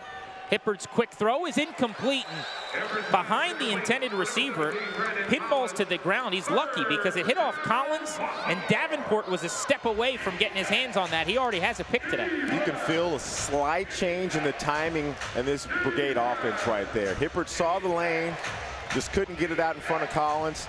These two aren't on the page that they normally are on. Well, what you also see, Wes, I think, when you're operating from your own goal line, the nerves, everything's brother. expedited. Everything. And how much quicker, I mean, it looked like Hibbert there was operating a little bit faster than he has all day. Yeah, you got to be able to slow down. You don't have to do that. Sometimes you need to slow the game down mentally for yourself, and that way you don't make unnecessary mistakes. 3rd down and 10. Consecutive incompletions. He'd thrown 4 incompletions all day before those. Fakes a bubble, wants the middle of the field, has Tompkins, it's caught for a 1st down at the 18. He was rolling away from some duress. Man, talk about pressure from Commissioner James Gordon. Jimmy Gordon, life of this defense right there, plays right there in the middle of the MAC linebacker, coming downhill, putting a lot of pressure on Hibbert, forcing him off the spot. And I think that was one of the things that they really wanted to do at the beginning of the season, the beginning of the game, was keep Hibbert from standing in his spot. If you allow him to stand tall, he's going to pick you apart. You move him off the ball, you can have a chance. Unfortunately for the Valor defense, he was still able to make a completion, but Brigade ball moving upfield. 14 yards means 1st down and 10 from the 16 now. Deep drop, Hibbert's under pressure. He's slung to the ground. There is a penalty marker down, but if this sack holds, the Valor just came up with their 1st of the game. We'll check the flag here. That was Reggie Wilson. Would be the 4th of his career. Personal foul, hands to the face, defense number 40, 10-yard penalty from the previous spot, automatic 1st down. And it won't because David Washington away from the play knocked the helmet off. Here's the replay. You see him get under the center, and he pushes his helmet right off. Yep, that's the one. Can't do the hands to the face right there. Wilson did a great job of getting around on the edge right there. Washington knows that. 4th-year player. Yeah. 2nd penalty on him in 2 drives. See, that's discipline, though. That's discipline. You can't allow yourself to get out of technique. You've been coached properly. You know what to do. It's a matter of staying tight on your game.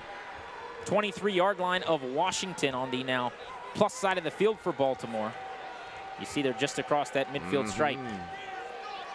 They lead by a point with 3:25 to go. Completion to Tompkins, who is slung down from behind at the 20. Good tackle made by Alvin Ray Jackson. So what Baltimore's doing right now is they're doing a little dump screen out in the side right there and pretty much trying to get the entire offense to flush to the play side. And what that does is it try to give your little guys place and space to work. Tompkins catches the ball, the entire defense is collapsed. He's got some blocking. The big threat about a play like that is the cutback. Because if your defense over pursues, a guy like Tompkins can make 2 cuts and cut you and make you pay for that. That was Tompkins' 6th reception. He's got 5 since halftime. Spots the 19 on 2nd and about 6. Now 2:38 and counting to go in this game. Hibbert throwing left. He's got Tompkins again. He's found something. Beg your pardon. That is Quinton Sims up against the wall. Tennessee Martin standout. Yes, sir. Got hit him right in the chest. Good pass, and that was something they've gone to a couple of times today, Wes, where everybody goes deep. He just waits on the wall, White blending in with White. Right, it's hard to see. For a bailout throw. But it's genius because he's a big target for Hibbert to see because he knows he can outlet to him right there against the wall. Of course, Tracy Belton trying not to get burnt deep, help side on the top of the defense. He has to make sure that he plays underneath them, but they've got to make sure the Valor defense does. They've got to make sure they keep an eye on every one of those receivers because those guys hanging back can take 5, 6, 7 yards and start walking the offense down the field. Tompkins is in motion, Collins to the right. This is a keeper on 3rd and a long 1, and they're going to get a lot more than that falling forward as the quarterback. And by quarterback, we mean with Rory Nixon on his back. Right, with the 300-pound fullback pushing him. 5 yards, 1st down. So now we're getting down to crunch time with approaching the 1-minute mark of the point differential here at home for the Valor. Yeah, you'll get the 1-minute warning, and at that point, stoppages take over in a different capacity than the rest of the game. However, because Baltimore's got the ball, they're going to start to slow things down immensely with a lead here at 42-41. So now it's time for the Valor secondary. No big plays. Stick to your man. Anticipate the plays. There's only so many routes you can run. There's only so many spaces on the field. Goal to go from the 9-yard line. Hibbert tosses. This is Nixon. He makes a leaping hurdle at the 5. And the big fella stood up right about there. He ends up pushing the pile for another few feet. Good pursuit by Reggie Wilson on the tackle. Absolutely. Rory Nixon making him punish. AFL, 1 minute to go means the 1 minute warning. 57.9 on the clock in a 1-point game on the Monumental Sports Network.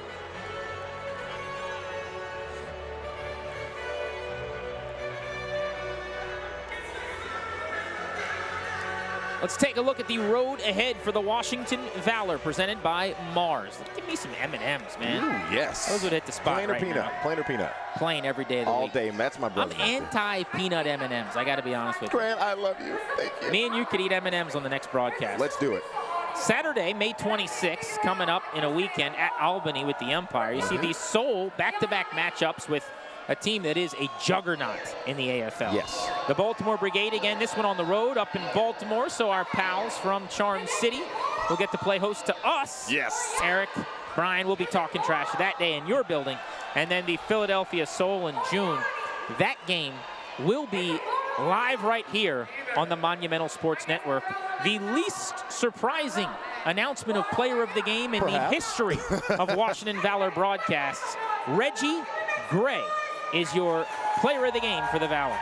I tell you, Reggie Gray, 4 touchdowns on the day. Big plays. Which of your 12 catches and 171 yards is your favorite? I might say the first one. I might have to say the first one just because of the dance. Look at it. A little action there. Austin catches him again in the corner. Calling his own number via Geico, our sponsor of player of the game, all day long. Look at Gray. The way he works after the ball, you can just see he has a nose for the goal line. He knows where it is, and he knows what he has to do to get there. And, of course, you can't go wrong with the Oshie jersey. I love that. As a Caps fan, that made my day. They got to put that on social. I want to see that before. I hope that thing's gone viral already. Are you kidding me? Caps should be watching that on the bus on the way over to the building. Amalie Arena. 12 for 171 and 4. Welcome back to Capital One Arena. That's the man of the hour for the Valor, Reggie Gray. Will he get a chance to play hero late? The Valor are down a point with 57 seconds to go. Baltimore is moving inside the 5-yard line. Handoff, full head of steam for a motion man down toward the goal line, but stopped at the 1 was Collins. Look at that. They use Quinton Sims for the same type of little play, dink play they had with Tompkins on the other end of the field. You bring the receiver into the backfield. Try to throw the defense off. It's a good call by you. They scored on him. Similar play. Yeah. So it's a smart play to do it because the defense doesn't anticipate it. Again, Rory Nixon has done a fabulous job of punishing them on the run going downfield. And you forced the Valor to burn a timeout. Yep. And if they didn't and you milked a ton of clock, really that's a win-win for Baltimore. Now, the good news for the Valor is, as 3rd down and goal comes, they need a stop clearly, but with a 1-point game and 52 seconds to go, they still feel like they got plenty of time if they can hold Baltimore out of the end zone to maybe even get 2 possessions here. Save time, save money, and find meal inspiration with the Giant Food mobile app. Download the app for free and build an online shopping list from Giant's weekly circular get digital coupons and more. And thank you so much to Giant for helping provide today's broadcast. We talk about 4th quarter scenarios here. So a 1-point differential. Do you let them score? Nixon's going to try to. Nothing about letting him do anything there. There you go. He ran into a brick wall named James Gordon, who just ran toward midfield to celebrate with the crowd. James Gordon letting you know why they call him the commissioner. Coming downhill on Rory Nixon. That's a matchup you see in what we did in high school, the board drill. You get you a MAC linebacker and a fullback going head up. Those are 2 Rams butting head. You don't want to be anywhere near that. That's like the Barstool videos of kids on a beach doing the Oklahoma drills this spring. Oh my gosh, the Oklahoma drill. James Gordon, 6'5", 270, just ran shoulder to shoulder into Nixon, who outweighs him by about 35 pounds as far as what he's listed at. And I told you, he's a biscuit away from 330. Man, he is there. Only the other time I've seen a really good mismatch, a matchup of guys going to head up, reminds me of Christian Okoye going up against Steve Atwater. Yeah. The old Chiefs Broncos game. Steve Atwater pretty much ended his career on 1 hit. Like, that's it. The Nigerian Nightmare takes 1 hit. Same thing for Rory Nixon. James Gordon is getting the crowd going. This play could go a long way toward determining this game. The Brigade with 4th down and 1 yard to go on the precipice of the end zone. Washington looking for a stand in a 42-41 home game. Again, it's a give. To the right, the Valor stand tall. And that was Alvin Ray Jackson. He's got his offense to ball back, and Washington, with 41 seconds to play, have a chance to win the football game. Alvin Ray Jackson dresses up for the first week for the Valor and goes in, lays a shoulder, fundamental football. Nothing sexy about it. Get in there, get dirty, lay your hat on somebody, and make a big stop for your team. Now the Valor are in position. 41 seconds left on the clock. You're down 1 at home. It's all on you now. It's all on the Valor offense. Rodney Austin was already thinking end zone. Jackson had other ideas. And now you know why he's been first team All-Arena 3 separate occasions. That was your Geico play of the game. And how could it not be? A goal line stand for Washington. Here's Shane Austin in his first start with the football, kicking off what could be a potential game-winning drive. And before that snap, a delay of game is going to make it half the distance to the goal. Man, I am so charged up on that last play from Jackson. The defense of the Valor, we talked about, they had to make a play. They had to take a risk. And I guarantee you that call was by McDowell. Don't drop and read. Just pin your ears back and go downhill. And that's why you make a big stop like that. They got work to do, though, Wes. Yes. They trail by a point. With 41 seconds to go, Washington is looking for its first win of the season. They made a coaching change this week. They made a quarterback change this week. And their roster was turned over more than it typically is in any week during the AFL season. Throw to the right is incomplete. Hit as he delivered was Shane Austin, and it will now be second down and long. Second down, 38 seconds, plenty of time. No need to rush yourself on the offensive side of the ball. Make a good play call. Take a deep breath, get to the line of scrimmage. I know what he was looking for. He had a great one-on-one matchup with Devante on the outside. Of course, a dirty pocket doesn't allow him to get everything he needs on that pass. That's really a tribute to Baltimore's defense. He did a good job just to get the ball out there. Yeah. A split second of holding the ball longer, and that could have been detrimental in the end zone. He is operating in his own end zone as he gets the snap. There is no breathing room. He's throwing right side, incomplete. He wanted Reese, it was behind him. But had he have let him or even hit him in the chest, that might have been intercepted because bearing down was Lamarck Brown. Lamarck Brown has been a problem at that Jack linebacker spot all day for the Valor offense. He floats left and right, and he matter of fact, at the snap of the ball, you see he doesn't even waste time.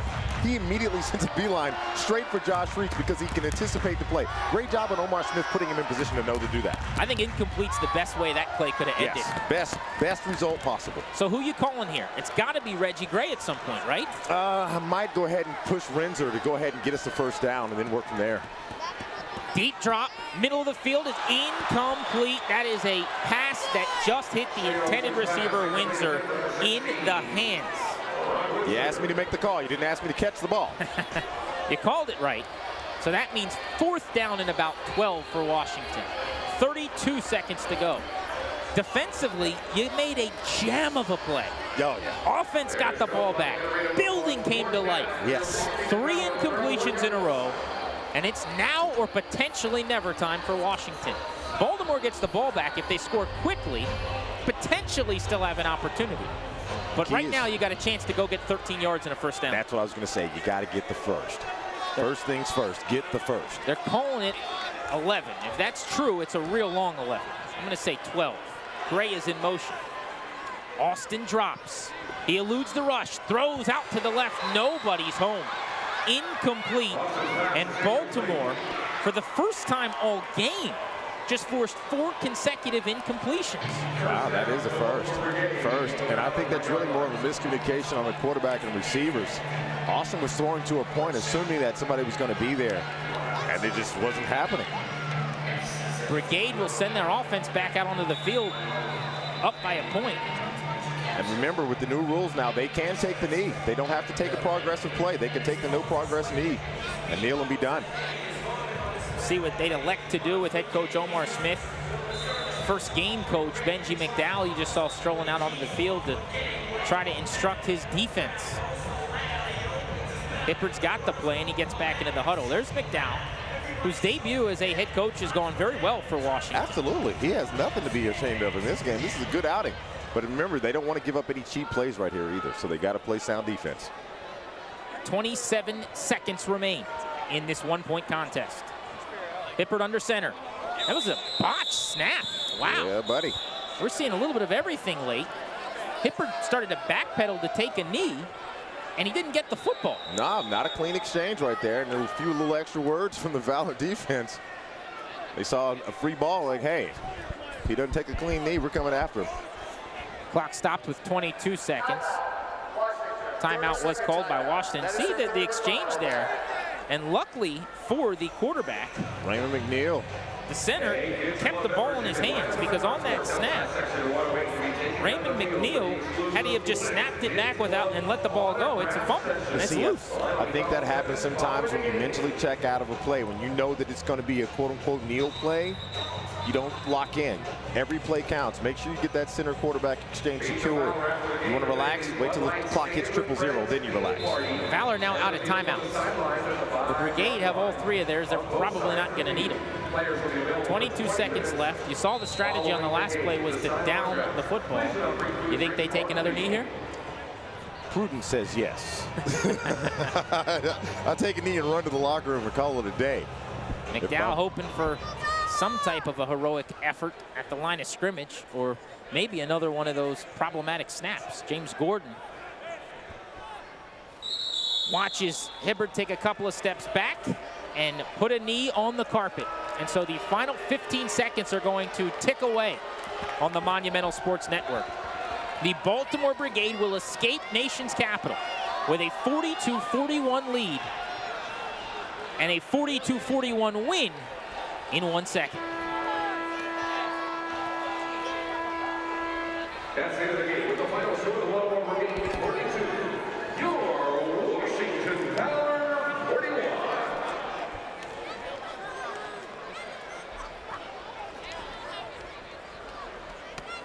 Benji McDowell's first game as a head coach. Shane Austin's first game as a quarterback went well, but not well enough to win. Austin threw for 228 yards and 4 touchdowns. Reggie Gray went for $171 and 4. Of course, Randy Hibbert's performance after the interception may be the key storyline here. Rushed for 2 touchdowns, threw for 4, overcame 2 picks, and threw for 213 yards.